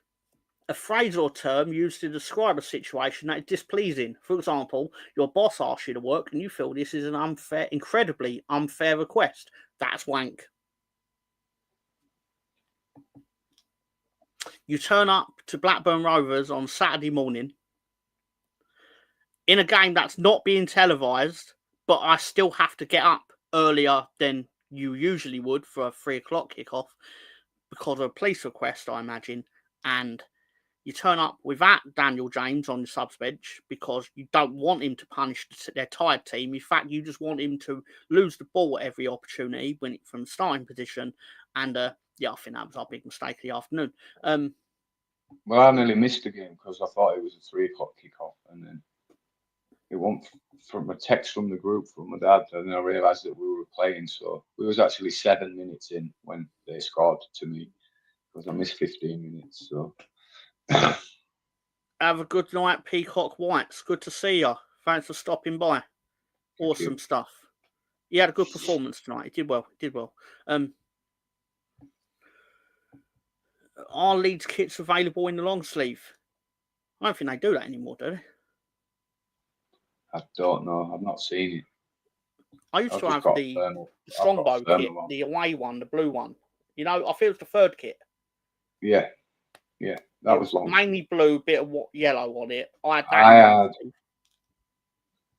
one of the shitty fucking relegation kits. I don't know if it was the red kite one. I also had the yellow Strongbow one in long sleeve.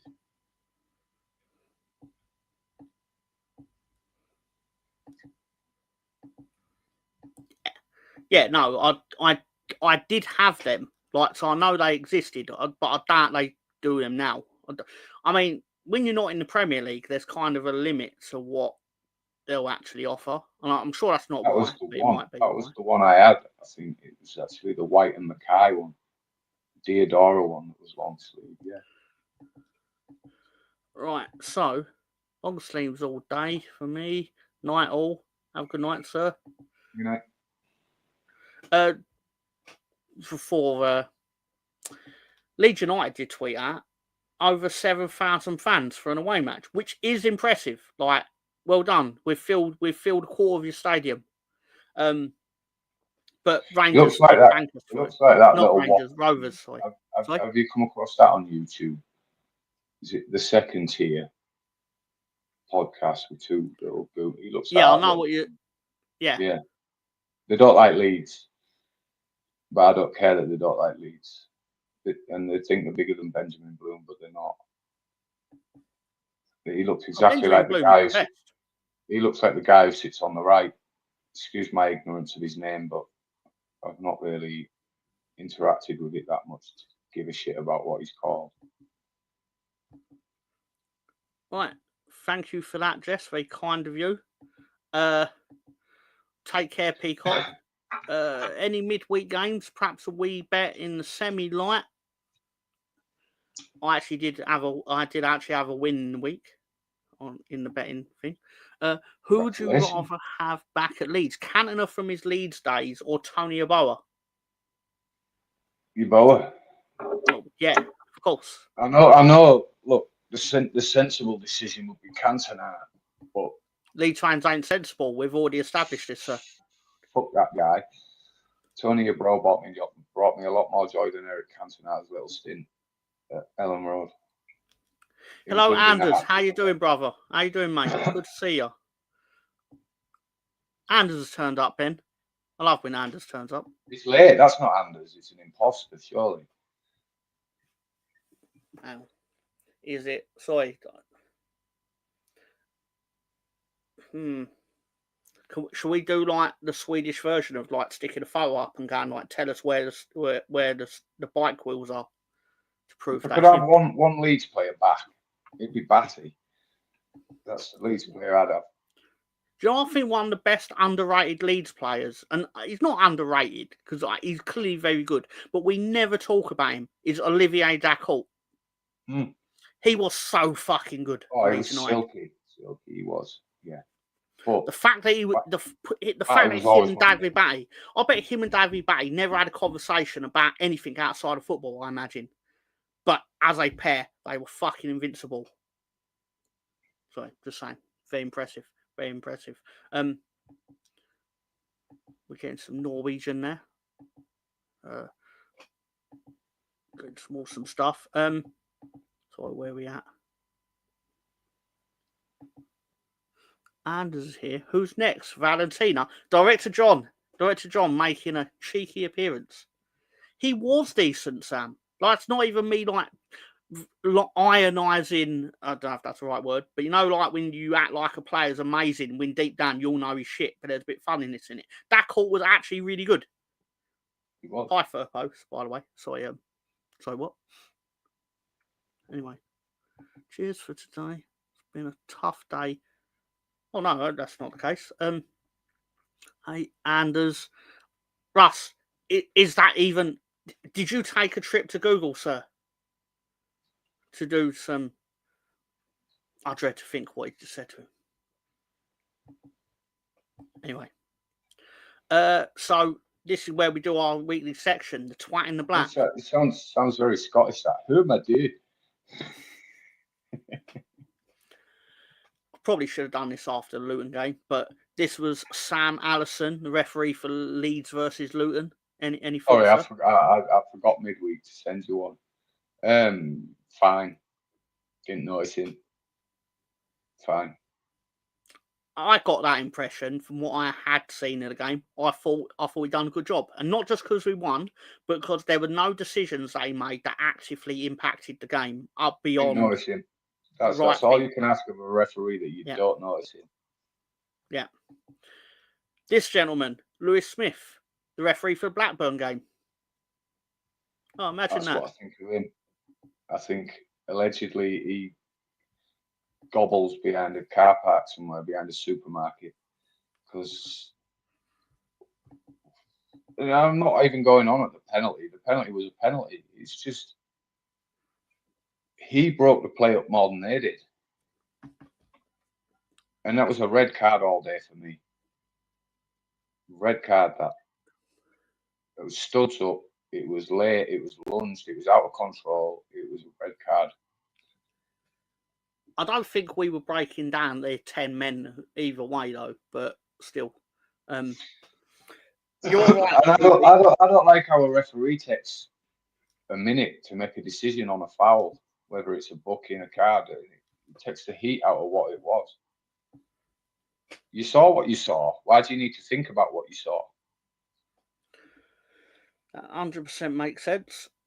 Scooby's right. We should actually do a jingle for the twat in the black. We really should.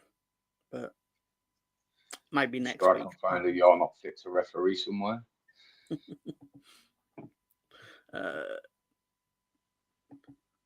I am not reading out all your fake Google foreign translations, sirs.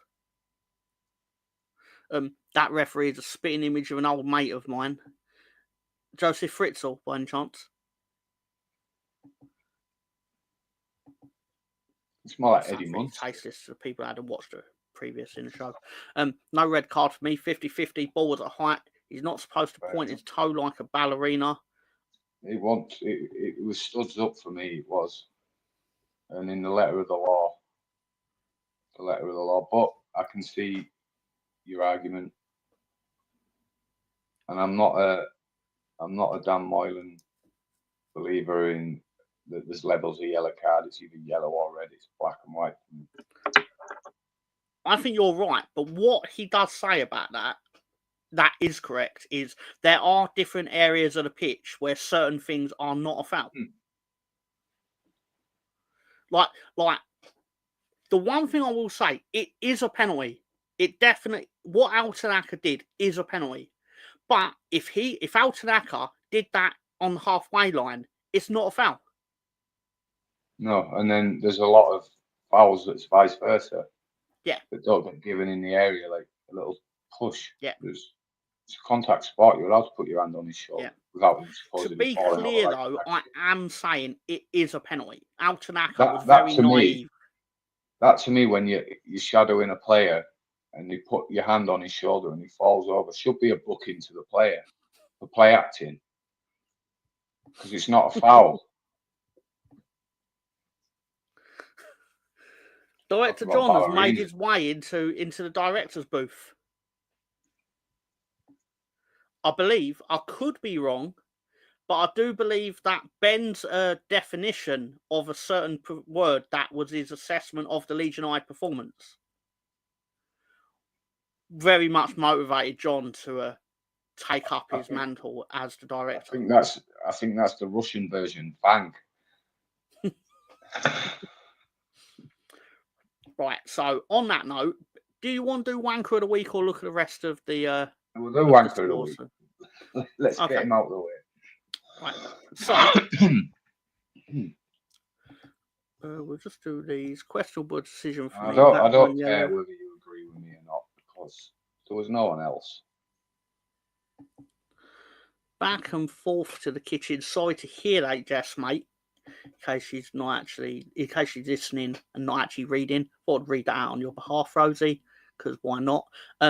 Also, Wanker of the Week. This week's Wanker of the Week is who, Ben? It's Ello, let's go. I'm sorry, but as soft as the penalty was, it's the only thing I could fault this week. And it cost us. So for that, Ello, you're a wanker.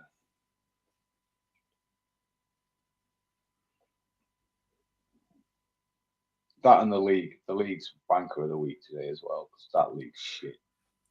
The football's shit. I've been in many a group chat saying I don't like football. Not many, just one or two. I hate football. I hate it. Why do we do it, right? Do you know when you've got a TV series, right? Like, let's say you started watching Prison Break, and then after Lolo had been in it, it just went shit. You didn't carry on watching it, did you? You fuck it, Lost. When Lost got to season 4 or something, it's like, what the fuck is this all about? So everyone stopped watching it. Football, no, you tune in for some more gullible punishment every week. You've actually tapped into something about myself, because I did finish Lost. I did finish Prison Break. Because if I start watching something, I need to see the conclusion. And basically, off, I'm like, nah. But Gotham, I didn't get to the end of Gotham. They just dragged it out. I watched Gotham. I finished Gotham as well. I can't help myself. I had my biggest pet hate with a TV show, and I know we all love Leeds, not we all love TV shows, is basically when it doesn't have a conclusion and they just stop making them, as in they cancel. When it gets cancelled, yeah. It irritates the fuck out of me. Blood Drive, man, they cancelled it, and I was like, why? It's cool. John McClane sends his regards. Speaking of John McClane and his regards, Sam, get your sorry, that sounded much more sexual, like it was going to become something much more sexual. It's like, Sam, get your link in there for your channel, for your show. This show, Slags in the Dark, where basically last Thursday we discussed our top 5 movies. He looks like the Hollywood actor. He always plays like a bellboy or a concierge. Rob Schneider. I'm sure he's. Yeah, is it? No. I'm sure he's in Home Alone too. The elevator Rob Schneider. guy. Rob Schneider is literally the bellboy in Home Alone 2. It's very not pleased him. with ourselves here. One. Oh, I'll remember what film he's in. But yeah, I know who Rob Schneider is, but it's not Rob Schneider I'm thinking of. Tim Curry, because he's the hotel manager. Yes, Tim Curry. Well, it was 1 or 2. It's actually because of the grid he had in that picture. And for clarification, we are the Slags in the Dark. No one else is. I don't care what anyone else is. Just, I thought it was an amusing name. Anyway, so the Penguin was pretty good. I've only seen half of it, to be fair. It's basically a show where we don't talk about football. Because sometimes the best way to get away from football is to get away from football. And we all have other things going on in our life, so that's what it is. Sometimes you're hooked in, aren't you? You feel like you can't escape sleepless nights. I know I shouldn't, but let it be over. Yeah, because I think that about football a lot as well, especially not in February, because you're the furthest part away from there being an international break. But then you got another couple of months for another international break. Anyway, thank you for that, Sam. It's a good load of fun. It's actually Sam's show. It's not my show. It's Sam's show. It's like Sam. Sam's. You're not supporting me by doing it, because you should actually support Sam, because he's a good fella, despite his poor personal hygiene, shit jokes, and sorry. I shouldn't say that. Anyway, sorry. What? Right, anyway, I'll make a brew. 1 minute. Yeah, no problem. I'm just going to sit here and give out to Sam Greenwood, of course. Penguin from Batman, but Batman not in Penguin. Well, no, because Batman's in movies.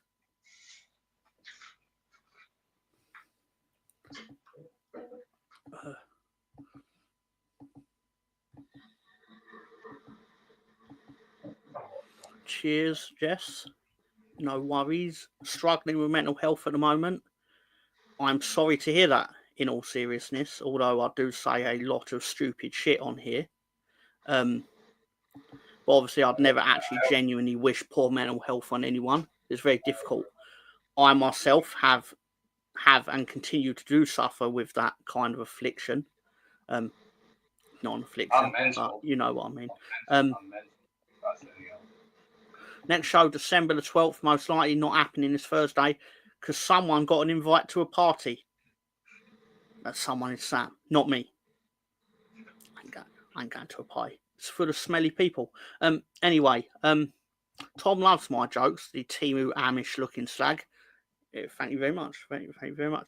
At least you didn't say Wish, because Wish is like obviously the top level of Timu things. But anyway. Timu's awful. Tom, take care, mate. Take care. Oh, have a good night, Rosie. Unless you have a cure and for mental health and autism, I'm all ears. I do make some outlandish claims in my Dr. Tom character, but I'm probably not legally obliged to do that, I'm afraid. All I will say is the best thing for people with poor mental health, and that applies to myself, is do more of the things that you do enjoy doing and less of the things you don't enjoy doing. And I know that's a lot easier said than done, but if you do try to do that, then eventually you'll probably find you're a lot happier in the long run, because you're doing things you're enjoying and probably distracting yourself from a lot of the issues that you do have. I find that if you get out of the hustle and bustle of life and get away from it all, countryside helps. Yeah. But like, what do you enjoy doing? I like watching movies, so I watch movies instead of not watching things I enjoy and then going and being around people I don't want to be around, things like that. It's counterproductive. Sometimes people aren't the answer, but sometimes they are the answer. I mean, there's everybody's mental health's different. But try and be positive. Try and look at the good things that are going on, other than focusing on what's making you miserable. And obviously these are more off the cuff thoughts, obviously based on our own experiences, etc. The good thing is you're talking about it. That's a big plus. You're talking about it. You're not. What I will say is, and I don't know if I'm right to say it, but I do think it actually says a lot that you feel like you can come in here and basically say something like that, because obviously you don't really know us, but hopefully you feel comfortable enough to say it, knowing that we're not actually going to mock you for it. I mean, we're openly discussing it. Sort of thing. We'll mock many things, but not things like that. Yeah, of course not. Of course. All jokes aside, like there's a lot more sort of serious things in football in life. Yeah. Have a good night, Jess. Good night, Jess. Sam Greenwood did mention it's his birthday tomorrow, so happy birthday, Sam, for tomorrow. You old slag. Find the message where he said it. Oh, he's going out on Thursday. Despite his birthday being tomorrow, because obviously he's going to make the people wait to celebrate his birthday, because that's the sort of slag that he is. But anyway. Thank you. No problem. But seriously, have a good night. That's very kind of you. Good night, Stefan. He's got that now. Stephanie. He's got that now. I need that graphic. That's going to be his new fucking toy. Yeah. I can see him. He's sat there proud of himself.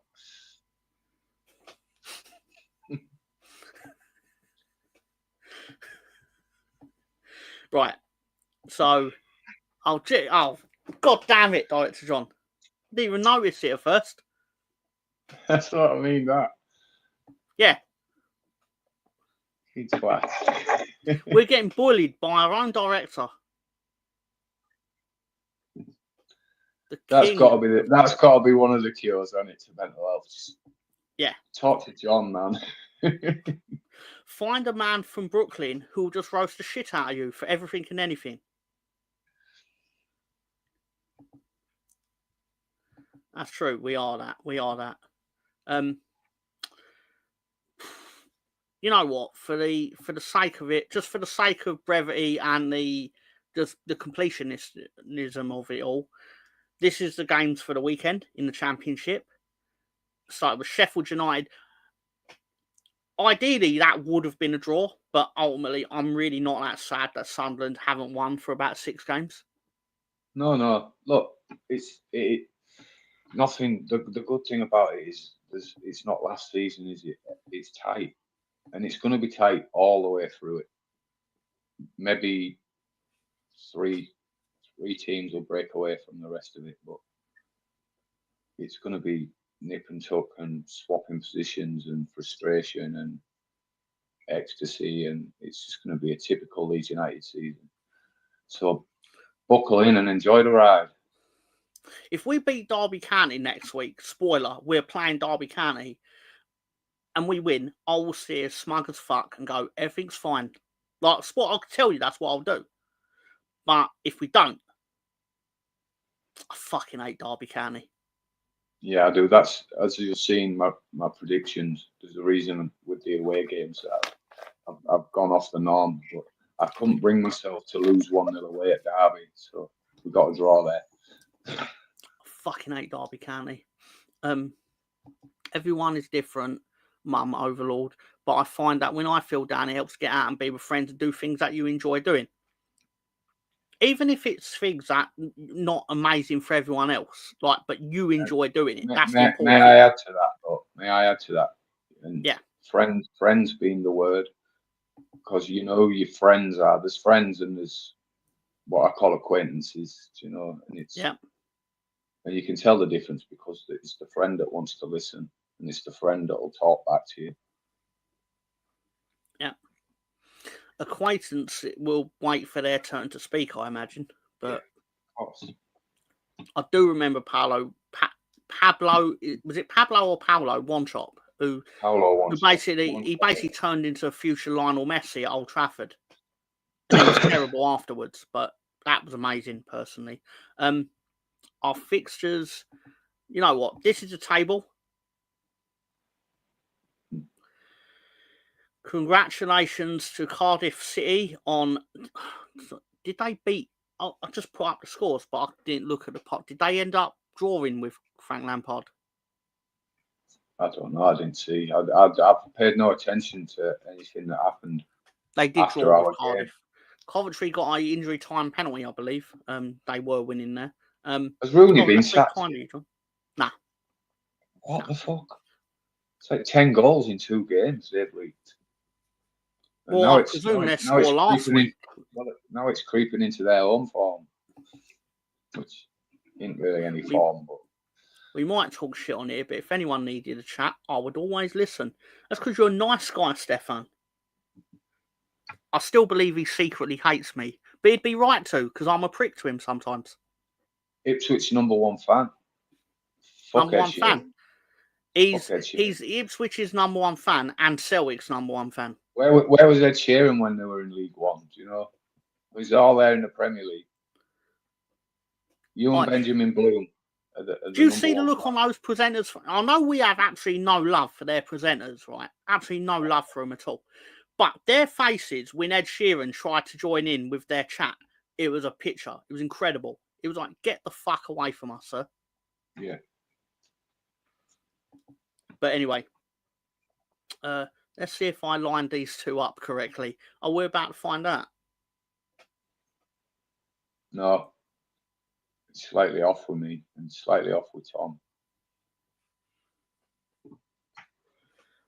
Would it work if I lean across? I'm going all the way. I am entertaining this madness. I'll entertain far more of John's madness than people would assume I would. I want allegedly written underneath. Stefan used to go football more years ago. I'm not, just be clear, despite what I've said about football fans, I'm not genuinely the sort of person who thinks if you don't go football, you have no right to a football opinion. That is not true. That is categorically not true. It's a lot harder for some fans to get there financially, distance. There's a whole lot of factors. Yeah. Ticket, get a ticket, you're not quick enough. A lot of factors. Well, because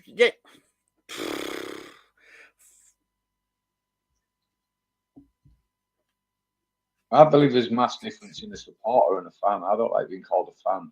I'm not a fan. A fan's an American term, and you want to try again, John?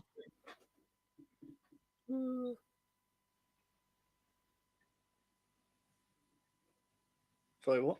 That was a bit too. If you pump any money into your club financially, i.e., buy the merchandise, whatever, you're a supporter. You support your club. I mean, argument's sake, I've bought my own Christmas present. I didn't pay for it. What I mean is, obviously, I arranged the delivery of it, but it's the Leeds United shirts, and obviously, I get the money from the parents and all that. But obviously, it's a lot easier to do it that way. But so I get my Leeds United merch, and they get 2 shirts off me for a year, and I feel that's more than enough. More than enough. That's 120 quid a year. Yeah. To be fair though, I did realise that getting it without my name on the back actually makes it a lot cheaper. Yeah, but I also you are also a genuine legal subscriber of Sky Sports, or your family is, so therefore you contribute that way as well. You pay your match day ticket. Yeah. Fucking Ed can't stand his music. It's so expensive nowadays, train ticket, food, etc. It's true. No, that is genuinely true. No, we do appreciate everything you do, John. That sounded more flippant than I meant it, but I'll be spending £100 a game when I had a season ticket. That's madness. Is that because of the travel though? I'll presume. If it costs 20 quid, you could pay in cash. Yeah, I mean, what pint of beer, 6-7 quid some grounds. That's true. Forget last time I went to Wembley, the new Wembley, and this was when was we last there? In playoff final shite, Doncaster, and it was even then. It's £10 for one slice of pizza and a small can of Heineken. What the fuck's that about? Yeah. They don't deep down though. The top tier football clubs, and I'm kind of including us in this, not as in like for support and stuff. Not meaning arrogant, but in the context of we are definitely leaning towards becoming a touristy club. Yeah, we've got Americans in charge.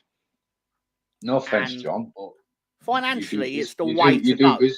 You do business different. I'm not saying it's the wrong way to do business, but we still look at football clubs as football clubs when inevitably they are businesses.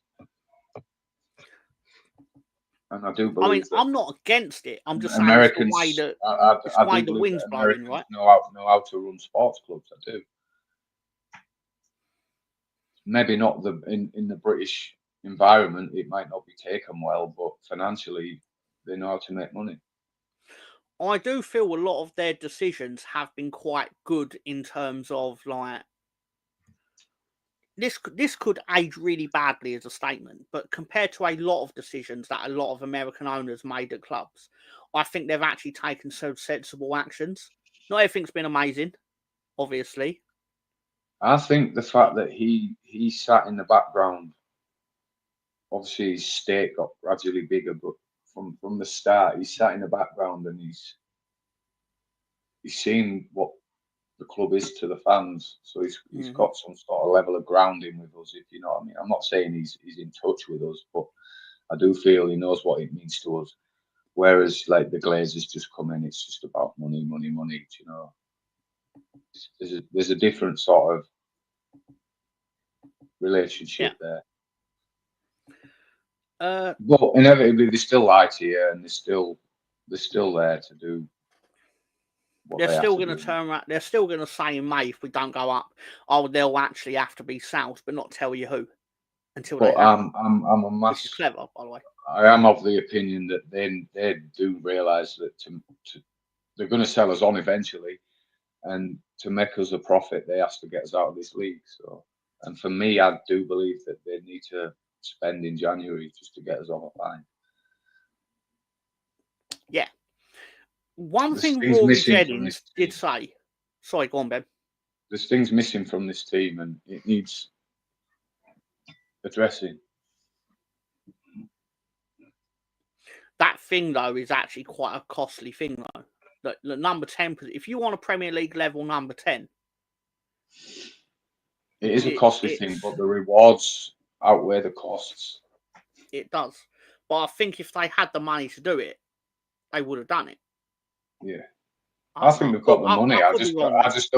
I just think it comes down to who. Who's available for what price? Well, I imagine I didn't realise we've been going for nearly 2 hours. Ben also sent me a new overlay for the dipshits. The dipshits. I actually quite like this one. It actually made me feel really guilty that I've got nothing for Don Goodman. Because if you type Don Goodman into a search on Twitter, I think I said this last week, but it was even worse this week. Nothing comes up. Has he moved over to the new platform? Was it Blue Chat or what? I don't know what it's called. But no, it's not so much I'm looking for things he has said. It's things that football fans say about him by naming him. Like if Don Goodman is said in any tweet, it would usually come up. But now it comes up with anyone that says don't or Don or whatever. But it's become very. But yeah, Andy Hinchcliffe, you're never short on Andy Hinchcliffe. What Ticketmaster has been allowed to get away with is disgusting. Ticketmaster are touts. I agree, 100%. 100%. How many years have we had to put up with Andy Hinchcliffe on CoComs ruins every single game he's involved in? To which QPRnet replied, busy explaining what everyone has done wrong. Andy Hinchcliffe is unbearable from 80s Watford, 1985. It's the way how he calls QPR Rangers every single time. I wonder if he knows there's a team with the same name. They could have been tweet about me. Because the amount of times I've called Rangers, Rovers Rangers. Like funny that there's a team in Scotland called Queen's Park, and then there's a team called Rangers. Yeah.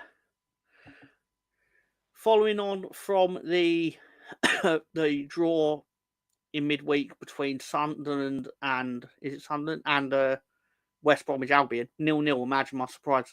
I can't stand listening to Andy Hinchcliffe when asked any thoughts on the game. Actively specified Andy Hinchcliffe. Congratulations. They don't know if you don't say. Anyway, he's not even bearable when it's not your team playing. Yeah. It's what made me get his career stats and send you them. Because he was trying to school somebody on shooting. So I thought, how many goals did you actually score? Fucking arsehole. Do you know what I mean? That's true. Yeah, so I've said it before, and I'll say it again. Andy Hinchcliffe is a great steaming bell end of a man. I love the ones that, despite the fact that I've been very sweary tonight, I do love the tweets about him that are insulting, but don't actually swear. I've a lot of time for it, a lot of respect for the creativity of human beings. Can we start a petition to get Andy Hinchcliffe off any future CoComs? From Andy Rue 38. Well, there's only one way to go, Andy, and that's start the petition.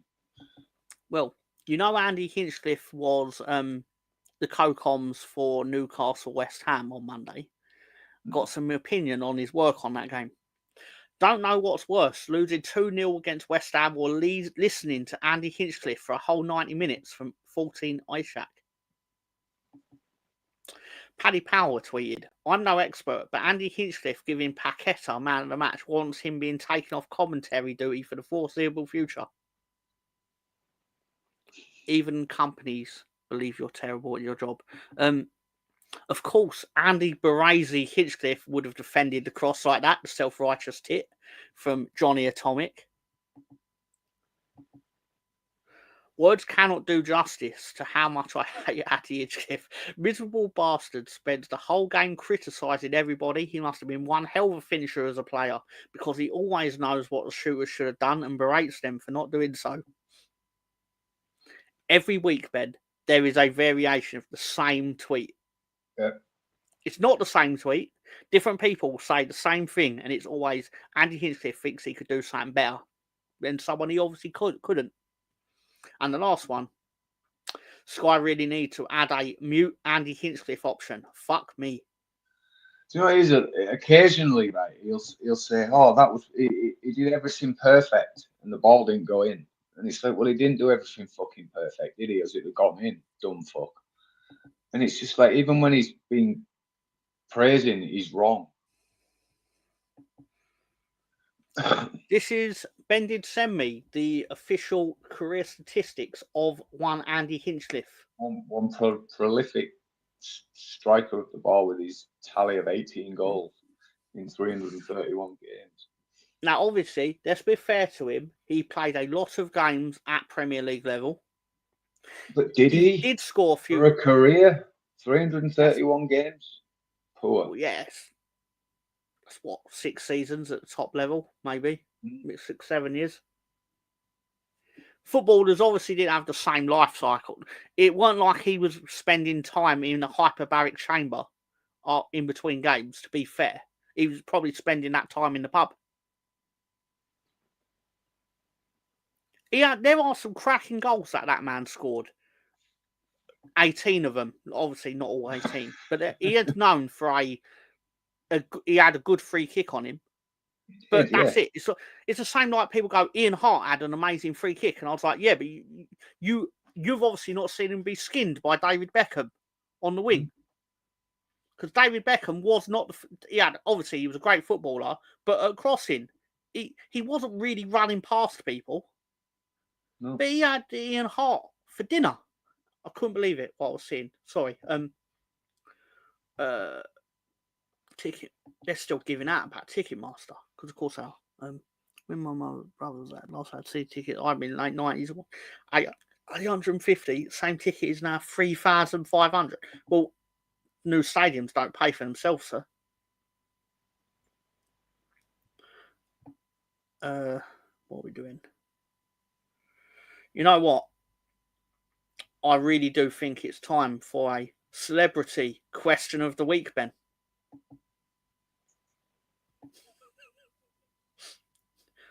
I can't help myself.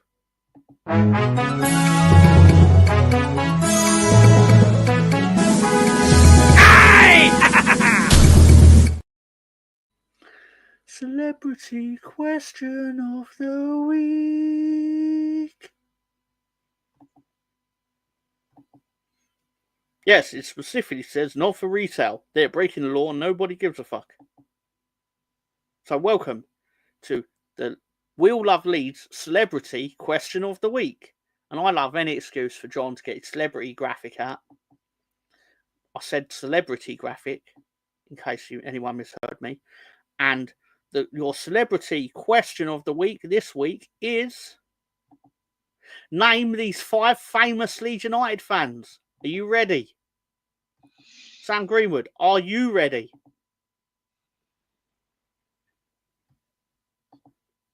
Who are these 5 famous Leeds United fans? I'm going Ed Miliband. Correct, I believe. Yeah, got it right. Good. Can't see that one in the middle. Nicola Adams. Josh Which Warrington. nobodies is it this week? Nicola Adams, yeah? Josh Warrington. You'll kill yourself. You'll kill yourself. John Richardson, is it, in the middle? Yeah. Who is the one on the top right? You will be shocked. No, I've seen it before. I need to enlarge this.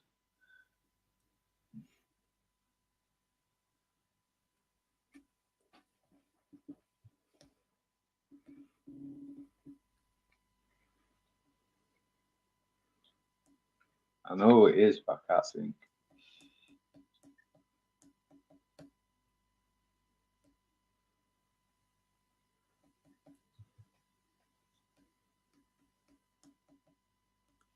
Fred Miliband.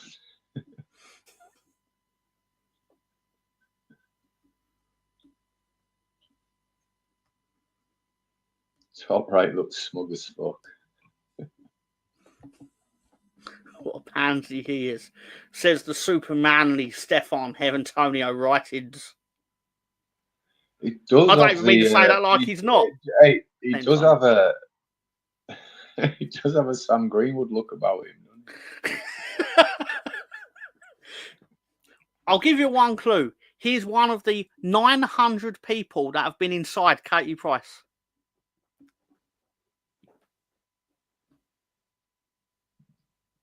It's not Dwight Allegedly. Allegedly. No, only the number is allegedly. He factually was, because they've both referenced it. So that is not a lie. But he went to private school to avoid being beaten up every day for his lunch money. Gareth Gates is a Leeds fan. He's from Bradford. He is Gareth Gates, yeah. That is Gareth Gates. Miliband does look like a Wallace and Gromit character, doesn't he? Wallace and Gromit character. I mean, it shouldn't be that surprising, Scooby, because why would you want to support Bradford if you was in Bradford? Correct? Dan Moylan. Correct. Dan Moylan. Dan Moylan. There you go. Dan Moylan. He's good. If he ever saw us, he'd think I really fucking hate him, and I don't. I just think I made it clear my faults.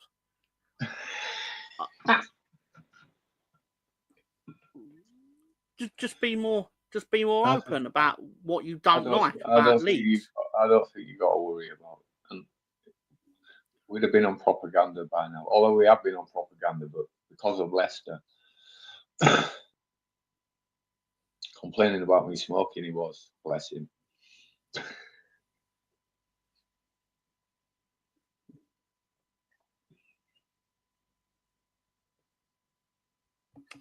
So that's the question of the week. No, sorry, you've all got it. Sorry, I just Gareth Gates rocking them traditional Leeds colours on his sleeve. John Richardson, comedian, definitely a Leeds fan, because obviously he's been on the square ball during the what was called the COVID-19 lockdown. He's playing Football Manager with him, if I remember rightly. Really good at maths. Very, very good at maths. If you watch 10 Cats Countdown.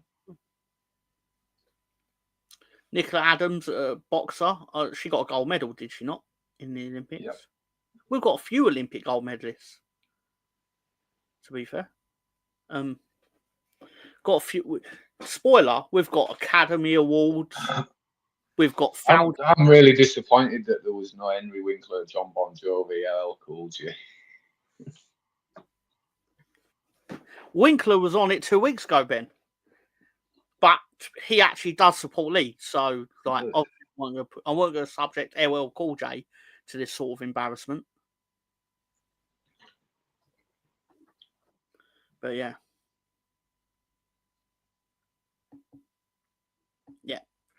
So that was our question of the week. I suppose next we have a look at our predictions through November. And Ben did make. I've learned a lesson that we aren't winning away. Yeah, are we? I have more faith in us, but the thing that gets me is that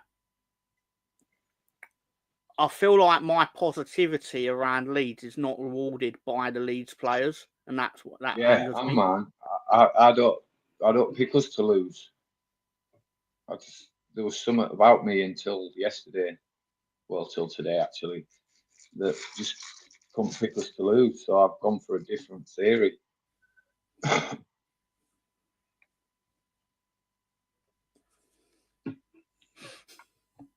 Don't forget the current Norwegian Prime Minister, Jonas Gahr Store Rasmussen.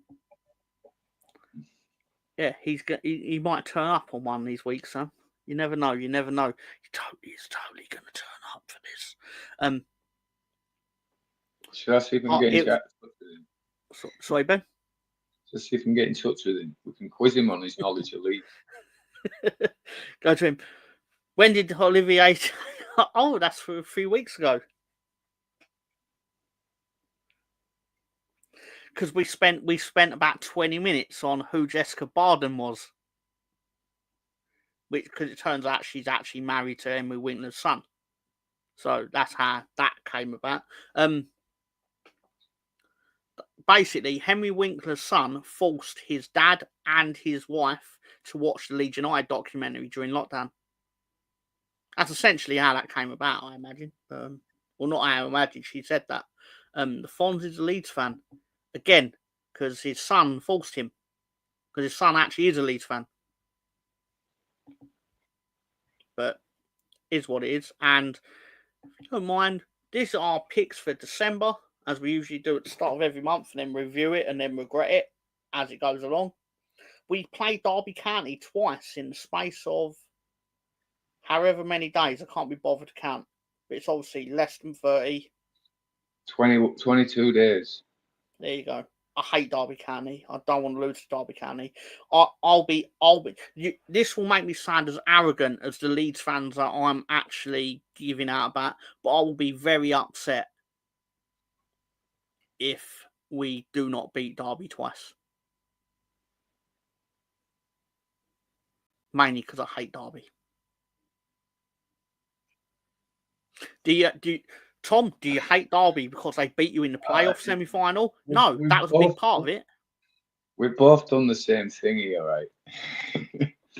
You've picked draws for the away games there, right? Whereas I've picked us to get beat. And then when it's come to Derby, right, you just can't force yourself to get beat by them. So you've picked the win and I've gone for the draw. I fucking hate Derby County. Do you know? Because I remember there was a period where they beat us for like 10 fucking games in a row around the Championship era. I mean, we are in the Championship, but I mean, it's like from like 2010. Do you know one of my happiest moments lately in football and for the past few years was when they sacked Richard Keogh, like their fucking talisman. My favourite bit about that was that he left them no choice, did he? But no, but he wasn't the only one who misbehaved. Basically, all their young prospects that were misbehaving in this incident with the cab or whatever it was, basically because Derby, if I remember rightly, Richard Keogh got an injury in that joyride, which meant he was out for 11 months. So Derby sacked him. I believe he sued him and won, because of course he did. But the other players who arguably did just as bad as him, they didn't sack because they thought they could make a bit of money off them. Okay. And they didn't, because they're shit cunts. Fuck them. Fuck Derby County. Fuck Derby County and fuck their fans. Fuck Derby County and not a fan of them. And fuck Frank Lampard. Fuck Frank Lampard as well. Frank the Great. If I was a Coventry fan, I would be furious that we've hired Frank Lampard, because you know he's going to dip into his Premier League loan market book of contacts. Chelsea, obviously. And Chelsea ain't going to loan you their players for free. And Frank ain't going to be the one footing that bill that Coventry are inevitably left with. Yep. Because they weren't... Derby County were left with the bill that Frank Lampard's the reason they have no money, basically, at one point, Derby County. And followed by Ashley Cole and Wayne Rooney. Yeah. Yeah. Well, no, Ashley Cole is actually in the background, isn't he? Is he still there? He does the... No, what I mean is he does the assistant managing, so he gets none of the flack. Yeah. But very shrewd. Yeah, very shrewd. Yeah, he's probably the most well-paid assistant manager in the Championship, I'd suspect. I have no basis to prove that on, just purely my hatred of Derby. Woman beater, allegedly. So I know it's a Frankie Boyle joke, but he is still a moron because he was married to Cheryl Cole and then sent a page 3 model a text message asking for a photo of her tits. Granted, Cheryl Cole don't have... Just buy a newspaper. Yeah. If you want to see, buy a newspaper. Like, you could see, it was at the time, it was probably cheaper to buy the newspaper with the photo of what you wanted to see, more than actually sending all the text messages to actually get that photo. Just go in any cafe and you'd have found a copy. Yeah. See, this is the kind of nonsense you find out about on We All Love Leeds. Because Surely astonishing number of pointless info. Was Google about at the time? It will have been. So surely it would have been even cheaper to just Google the page 3 model. You are probably right. But I think I'm being a bit too fair to him. It's Ashley Cole. It's a bit of a knob. Ashley Cole. It's Cashley. You know, other than that, what I will say is we've done this. Thank you to Director John. Thank you, John. Oh no, tell a lie. I've got loads of memes. I don't know what. I don't know. Well, yeah, we haven't done you made a new Sunday roast. Yeah, I did. Sunday roast. I quite like this actually. The Ring of Fire and everything. Sorry, I shouldn't have done this on there. I'm describing why I like it. I mean, that's Tin Pot. Moylan wouldn't do that. Moylan would never describe what. Oh, sorry. My VPN. My VPN's just. Sorry, what? We're not Moylan. We're not sponsored by NordVPN. Love their show. But we're our show. Yeah. And on our show, I sit and praise any of the photos that I like, and I'll roast the ones that I don't as part of the Sunday roast.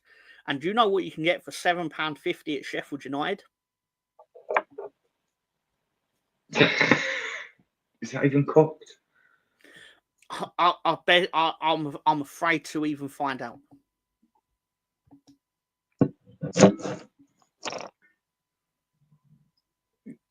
Maybe. That just looks like all the fat's collated in the end, and you take one bite out of the other end of that, and it's just going to go. I'm hoping that he's took this photo because it's obviously a man. Because no woman would actually buy this knowing it looked like that. Women are smart in that regard, in that way. You would obviously take this photo before you put your sauce on it, because I can't imagine there's no way you ain't getting sauce available.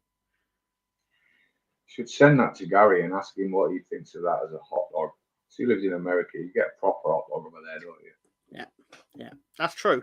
With the old Frankfurter.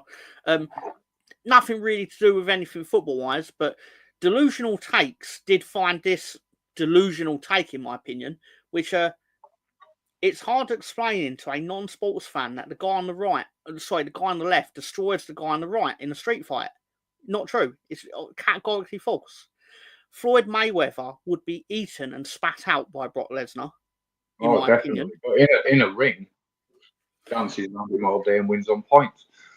This is the important thing. He said it's categorically stated in a street fight, so it's not a boxing match. It's a street fight. To which Justin Wang, great name by the way, Justin Wang, says street fights aren't decided by points, so one has to kill the other. Brock Lesnar is murdering Floyd Mayweather Jr. He'd murder Floyd Mayweather Jr. and Sr. at the same time, probably. Don't know. That looks horrible. Bet you get the runs for a week. Can't say what I think that looks like. I was tempted to write my first take, but resisted. Do you think he leaves his farm to fight Mayweather in a street fight? I think the money you'd get for doing it, he would absolutely leave his farm. But the question is, would he actually go to the payphone at the end of his farm to even take the call, to even take the fight? How long do you think that fight lasts? Not very long. Right. Because obviously not to do a whole show on this, but this is in my opinion, a lot of people are just assuming because of his undefeated boxing record, and he's very quick for a boxer to the point where people can't hit him. But in a street fight, Brock Lesnar would absolutely hit him and get his hands on him. In a street fight, you've got MMA rules. Well, you've got no rules, but you've got MMA style fighting where you get an elbowed and fucking head. He wouldn't even need to do any of that. You just grab him and you're right. Scooby's right. His WWE moves would just fuck him up. Never mind his MMA. He wouldn't even need to get nasty. But I think this person who give this take, the initial take that Brock Lesnar would lose doesn't actually know how fast Brock Lesnar is, because Brock Lesnar is deceptively quick for a man that is a human lump of ham with a face. Ribs, block. Yeah, exactly. He would annihilate him. Once he got on top of Mayweather, Mayweather's finished, and he would get on top of Mayweather. Look, because this is a street fight, and this is a high-profile street fight. So Mayweather's running nowhere because you're going to have a massive circle of people around that are just going to push you straight back in. But yeah, I loved how layered this was, as in the take itself. It's on delusional take, so it's been found. Someone actually wrote this with no idea that it'd be found in this way. And then Justin Wang declared the actual reason why it's delusional. That's very good. One other one. It's just over a year anniversary of the time that the former Stockport manager Jim Gannon refused to do interviews on Sky Sports because they wouldn't fix his skybox. Incredible. In a street fight, weight counts a lot more. If Lesnar can get hold of him, he's done. Yes, correct, Sam. Correct. I just want to know the thought process of the person who thinks the opposite. Anyway, in the FA Cup, or at some point this week, wish your girlfriend was hot like me, don't you? I do love being able to combine those for team names. Anyway, it was a big song. It was a big song one day, at one point. Anyway, Bournemouth obviously achieved a Premier League first with getting one player, Patrick Kluivert's son, scored a hat-trick of penalties. Well done. Although it did happen 3 times before, because football, as we know, did exist before 1992. But the real reason Bournemouth should have not won last night, or yesterday afternoon, is because their actual pre-game photo was promoting the WWE War Games from last night. And I thought just the fact that the tweet, I didn't catch the tweet, but it actually had War Games in capital letters. It was like, you deserve to lose your football match. They're wearing the belts and everything. I don't like Bournemouth. I hope that's not a copyright strike. No chance, John. I'm the worst. Oh, Sam, you should absolutely. So is he going down like Diddy then, or Vince? Oh. But no, you'll be surprised. The bots will actually catch you if you do a copyright strike. To be fair, the old wrestling show was banned in Bhutan for a week. Not a week, actually. 1 week it was banned in Bhutan. That episode. Bhutan, and it was. There was actually about 10 countries in the Far East which actually banned the show. Viewers, yeah. It affected the viewing of the show massively. Again, though, I imagine Brock Lesnar's cardio is surprisingly high. There's no unless Scooby. There's just. I imagine it'd be like what your Rottweiler does to a cuddly toy. Floyd Mayweather would not take that fight for any amount of money because he knows he won't win it. That's really the long short of it. I'd like to see Jake Paul take that fight. Bhutan, nothing to fuck with. All right. So this is what happens when you get a full signal on your phone at Brighton.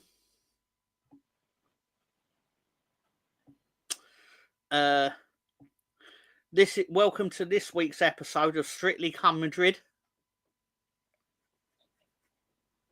I did enjoy that tackle by, was it Bradley on Mbappe?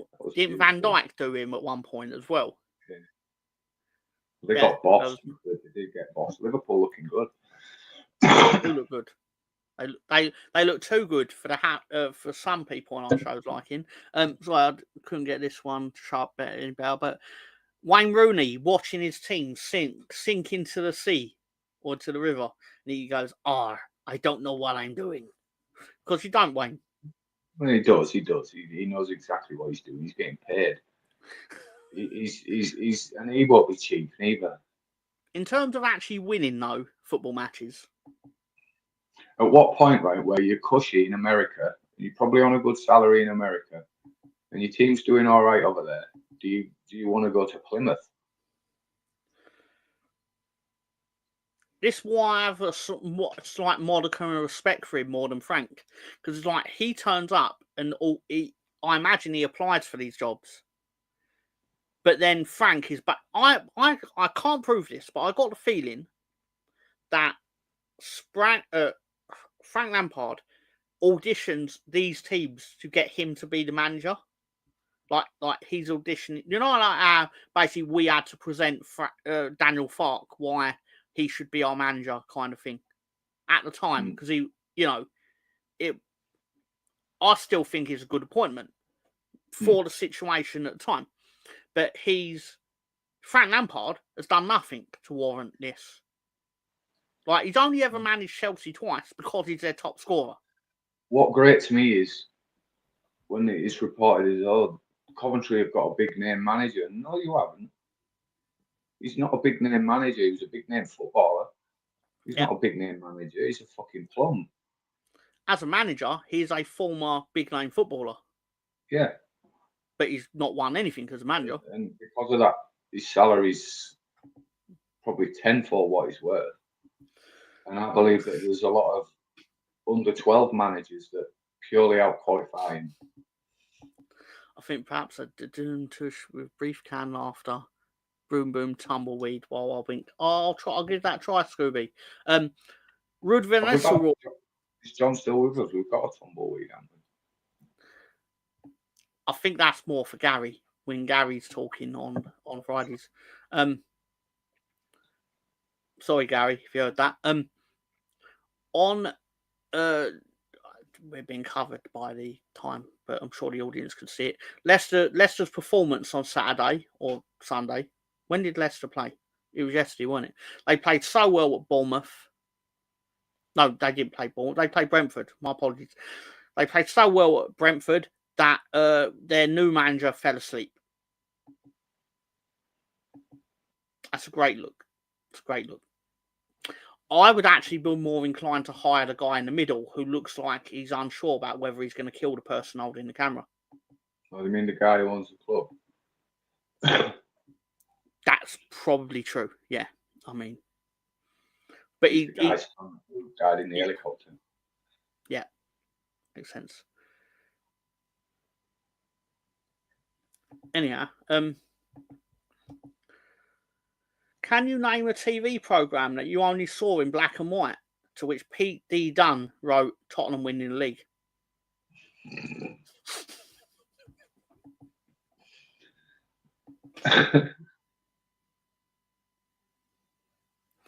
He was Bonanza, a good player. I never saw Bonanza in colour.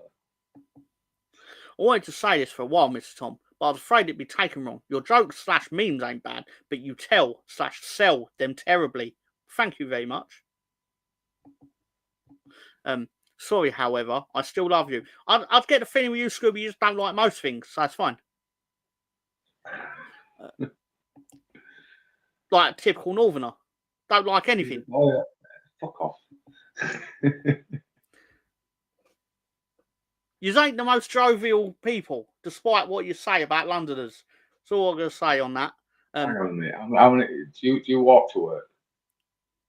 Yeah. Right. How many people do you say good morning to on your way to work? None, because they're all cunts. Fuck off then. We do. How many people do you say good morning to on your way to work? Quite a few. You size them up first and you think, are they a morning person? And if it's some little chav in an nudge, you don't say good morning. But if someone walking the dog or something, you say morning. Well, let's just say I'll size them all up and I'll come to the conclusion of, no, they're not a morning person because they're a Londoner. Anyway, sorry. Let me just let's just set the scene here because I'm going to try and do it how Scooby demands it, right? And I know he's not demanding it. It's just setting the scene here.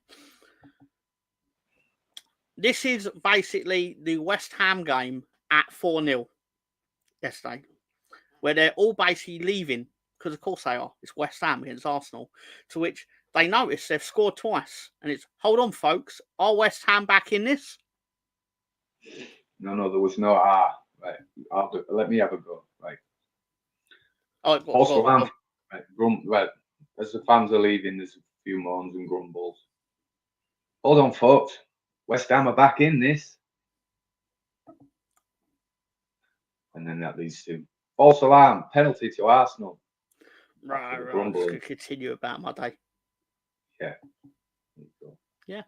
Any better? You think the memes are bad too, Sam? If you see a machete, you don't say good morning. And I think Tom presents said well, Scooby. You know, it's having some opinion I agree with. I'll give it some. I'm not saying I'll give it some breadth. Give it some love. Give it some love, yeah. It's definitely telling. I do agree with Scooby to some degree, though. They're hard to. Simpsons memes. They're hard to enact out. Well, no, because I want to tell them in the actual style that the actual scene played out in. The presenting's in the reading, so.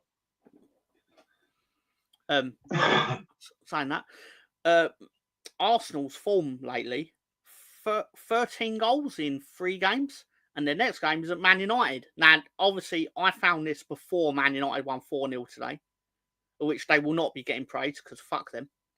And yeah, so they're now Will Smith. Anyhow, confused. What is Pep doing here, Ben? What is he doing here? Is he basically showing off the time that in the morning that he was sacked by at this rate? Or is it how many games he's not won in? I think it's how many titles you've won and how many he's won. Yeah. It probably really is that, but just I think that's petulant behaviour from a that's very Jose. Yeah. Signalling the picture. Yeah. I do believe that he's feeling a bit of frustration at the minute. Yeah. But the simple fact is, right, here's where Man City are going wrong. Is they've got an aging team and they've lost Rodri.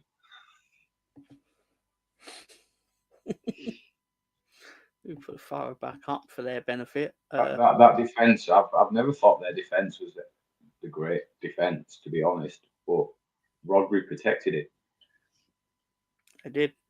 They could always call Calvin back. They could. They won't, but they could. I think he's Ipswich's problem until May, I imagine. Signalling to the pitcher.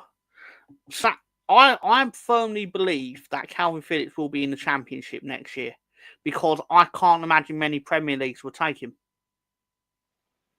Premier League teams will take him. You think he nails down a contract at Ipswich? No, I mean, as in, eventually, when he does leave Man City on a free, because his deal will be expiring at some point. Because it feels like he's been there for about 4 years. It's probably not, but it feels like it. Third year, I think. Yeah. But eventually, based on how his tenure in the Premier League has gone, how many teams do you think would actually take a chance on him? Depends who goes up, doesn't it? But by all accounts, he is improving at Ipswich. So I don't want him to do bad. I watched an interview with him a couple of days back. I sort of agreed with him, and his confidence and his fitness is going to take a knock when you're not playing. So that's it. I don't want him to not do well. I just think the trajectory is naturally he's going to end up back at his natural level, which is I just think it's a simple case of he was mediocre before Bielsa came along, and then Bielsa shipped him into that position and got the best out of him, fits his style of play, and I just feel that a bit of burnout from that, and obviously not everyone's Bielsa, so. I do think there's a degree in this. Yeah, and you're going to revert to something in between that player that he got and the average player that he was before. And you can say he did well for England, which he did, but Harry Maguire does well for England.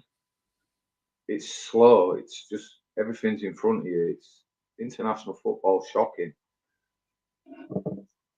That's true. So if I haven't played bad, we've been unlucky. I'd argue your club have been very fucking lucky over the last 2 years, but still. Yeah, look, but deserved and earned. Look, for me, look, I was a bit bitter last season because we spanked you twice, you know, but you suited our style of play. That's all it's down to. And teams didn't rock up to you and put 11 men behind the ball. But inevitably, no one respected them, Ben. And that's how they benefited from it. No one respected them. But you've got to look at, they'd just come up. So they had no right doing what they did. And they did what they did, and they kept at it, and they beat teams, and they finished on more points than us. So I didn't hold any animosity to them, and if they could stay up, fair play to them. But I don't see it. And they've done the right model by buying the cream of the championship to go down with. With me, the real thing is the fact that I think we'd have got promoted if everyone turned up against Leeds with an open defence. Yeah, and then turned up at Ipswich with an 11-man low block. We wouldn't have lost. We'd have been invincible if it's a case of if everyone played like Swansea. If everyone played like I want them to play, which is obviously the way that helps us win, then everything could be hunky-dory, but it's not, unfortunately. I still think, right, when it's a draw, the team that's been most attacking should get 2 points. That's an interesting rule of football. That would never, ever actually be It never happened, but it's a thought, isn't it? Right. Where are we? Right. We got the true bald fraud of football is revealing himself. But no, in all seriousness, there has to be a bald fraud in the Premier League all the time. I've had this theory for a few weeks now. You can't have a bald manager in the Premier League. There has to be one that is failing at any one time. Because then it's funny how he gets sacked and then mysteriously his team can't win. It's fascinating.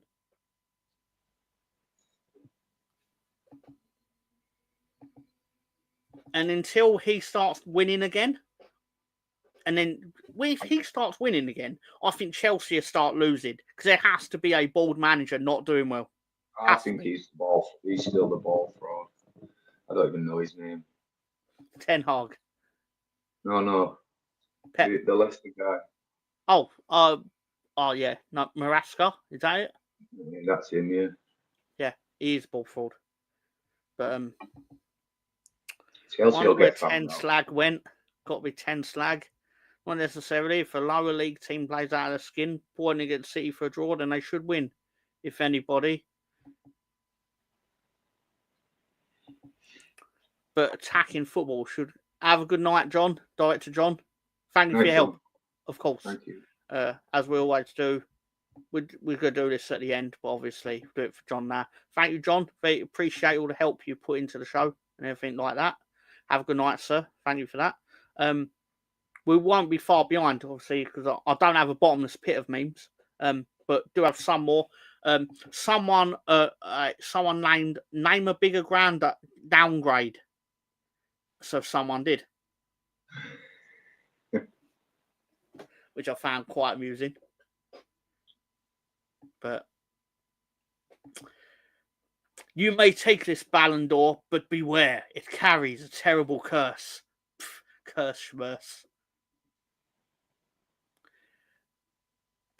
The trophy is made from potassium benzoate or whatever. But yeah, I imagine he got injured directly after being handed that. But it's an important thing, genuinely, what people are forgetting in football. This was the table at one point one year, and Liverpool did not win the title. Man City did. Man City won 18 out of 19 matches, I believe, to actually win the title in this occasion. But Man City in this situation are 11 points behind. So I imagine what their actual plan of action is to basically go, we're 11 points behind, Pep. We're going to have to cheat again. Who loves you, baby? Dutch Kojak. You have a point. But David often beats Goliath by being canny, by not being pretty, and I applaud that. But we are Goliath in a lot of these championship matches, and it suits us to have this opinion.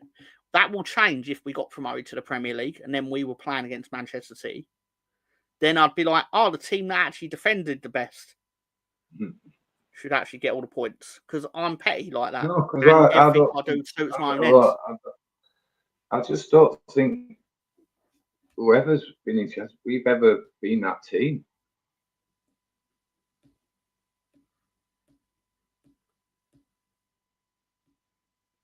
I've not witnessed Leeds go in the Premier League, go to a ground and put 11 men behind the ball.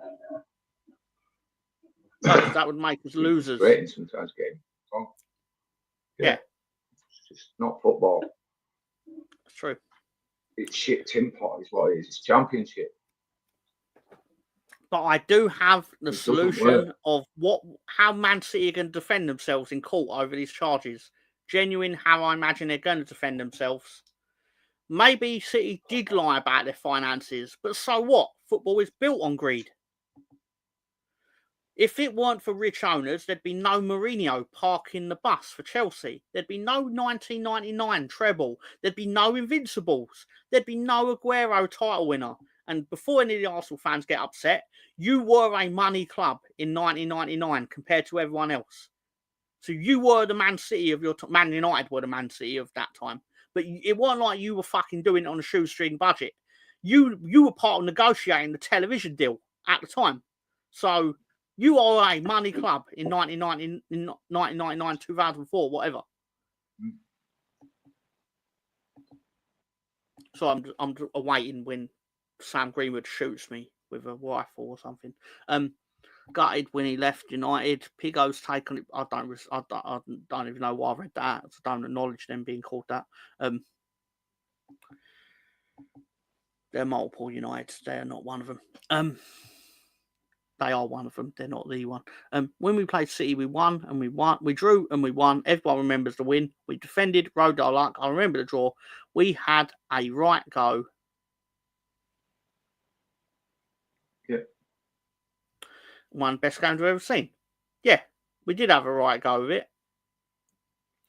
If we'd have done what anyone else did. Where was it 6 or 7? The City game. We even had a go then. That's why it was 6 or 7. You know, it's like they punished us for beating them. In reality, we made them look very silly on the day, and they punished us for it. United side, it was built on kids, but the fact of the matter is, if any one of those kids wasn't performing, they would have gone out and paid top dollar for someone else. That was better than the kid. It was built on a few kids, but it was glued together by Cantona. That's inevitably what won them the title. But this thing that they bred their own players out of nowhere, it's history rewritten by the winners because they all own the production companies that tells the story. Like that Premier League documentary that was mainly about Man United was made by Man United players and their production company. David Beckham's one, for example. I may have some of the facts. No one's disputing they didn't perform because they won it. But they were the Man City of their era, of that day. Of course. Injury time being injury time as it was back then, undisclosed. 6 minutes at Sheffield Wednesday. That didn't end until Man United scored, essentially. Yeah, basically, yeah. And if you've ever seen an era of refereeing biasness, that was it. Yeah. But one other thing, of course, Chelsea are about to get a lot of their fans back. So they probably need to brace themselves. Chelsea's club shop is going to be very busy over the next few weeks, I suppose. Because a lot of their fans that became Man City fans when they got money are probably going to come back to see what a winning team's like. But anyway, one more thing about Manchester City. Actually, that's a lie. I've got two more things about Manchester City. There was a genuine referee bias. There was. I'm probably not qualified to say it because as a Leeds United fan, no one's going to believe me ever saying anything about Man United, but it was criminal. They were scared of Fergie. Oh, terrified of him. Terrified of him because he's going to throw his fucking whiskey bottle at him. But I probably shouldn't say him being an alcoholic, but he's an alcoholic. Tom built their wealth through smart business strategies, winning leagues, doing well in the Premier League. They didn't break rules or have a state financing them. But they made sure they had more money than everyone else and made sure that all of your clubs have now changed the rules of football to basically prevent Newcastle from winning something. Is essentially what has happened. Yeah, and they got changed slightly when Chelsea did it. Yeah. But they 100% have changed the rules of football to stop Newcastle spending money. Nothing will fix it but a cap. A cap on what you can spend a year, each team the same, and a cap on what wage bill. I'm not saying a cap on players' individual wages, but if you do an NFL where you've only got the pot and you can only pay out that maximum pot, then you're not going to have 15 elite players at your club, are you? You're going to be spread around. But everyone obviously talks everything through the lens of their own football club. Like yesterday, while I was getting ready, I was actually shaving my face. Come on, they were discussing the Man City case on the road trip, and cut a long story short, they were discussing all their suggestions were basically demote Man City, do this to them, do X to them. It's like, oh, so who's actually going to win the things in the meantime before they get back to the league? And they even created a narrative where Newcastle, Man City, they'll lose their sponsorship and they'll lose their players. And it's like, well, yeah, but they've still got the billionaire. But that's another thing. But they convinced themselves Man City will never be a force again. It's not true, but still. Just found it fascinating. Scum wouldn't have won as much as they did without a few bungs. He was very good at Aberdeen, but then the fact of the matter is we don't know what his behaviour was like at Aberdeen. Plus, Scottish football was clearly more equal then at that point. I agree with some former cap. No, what has happened as Chelsea's getting away with blatant cheating for years now. Newcastle are too late to show. Yeah, but you're making it so they can't. So I'll end it in a minute. Making it so the other team that you're all scared of can't spend their money. But anyway, two more. Basically, Man City without 7, back to Etihad to play Nottingham Forest on Wednesday. Nottingham Forest. I'm in danger because they are going to spank someone. Despite how badly they're doing, they are going to absolutely kill someone. But anyway. Won a trophy at Aberdeen. They did win. They won the... I could be totally wrong. I think they won the Cup Winners' Cup. Genuine, they were a good side. Salary cap, transfer cap would be sensible. There'll always be rich tourists and corporates who will pay anything for a ticket. That is also true.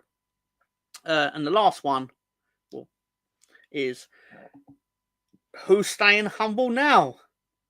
Has anyone ever said anything? Has any footballer ever been caught on camera saying anything that he would live to regret as much as Haaland after that Arsenal game? I can't think of it. Good old Ralph. But no, in all seriousness, they are going to spank someone. Hopefully it'll be Forest, purely because I don't really particularly like Nottingham Forest either. I don't like a lot of football teams, Ben. Love that Haaland meme. I don't like anyone. I could have had 10 of those. Until they start winning, unless they win the next 20 games in a row, Ben, I'm going to get sick of the sight of that Haaland meme, but I'm still going to use it because it's the most relevant. Anyway, thank you, Ben, for being on the show. don't forget to join us next Sunday, where we will be talking about Leeds United versus Derby County, and we better win because I fucking hate Derby County. We'll win. I think they'll be stupid enough to have a go. Hopefully. Keep in mind, they hate us as well. So they cannot turn up and try and do a defensive job on us. But anyway, I really do appreciate the likes of Sam Greenwood and Scooby and Stefan for sticking out with us, along with some of the other usual suspects. But no, it was seriously cool. Obviously, we don't usually do a bumper show like this, but obviously it's not every day that Ben actually has the night off. So I do apologise to Ben for taking the rest of his night. It wasn't really. I'm good. But she's just. Yeah, no, I understand. But no, it was cool. Thanks, Director John. As always, have a good night, lads. Night, everyone. Thank you. Sure, we'll see you around. Yeah, See you soon. Take care, mate.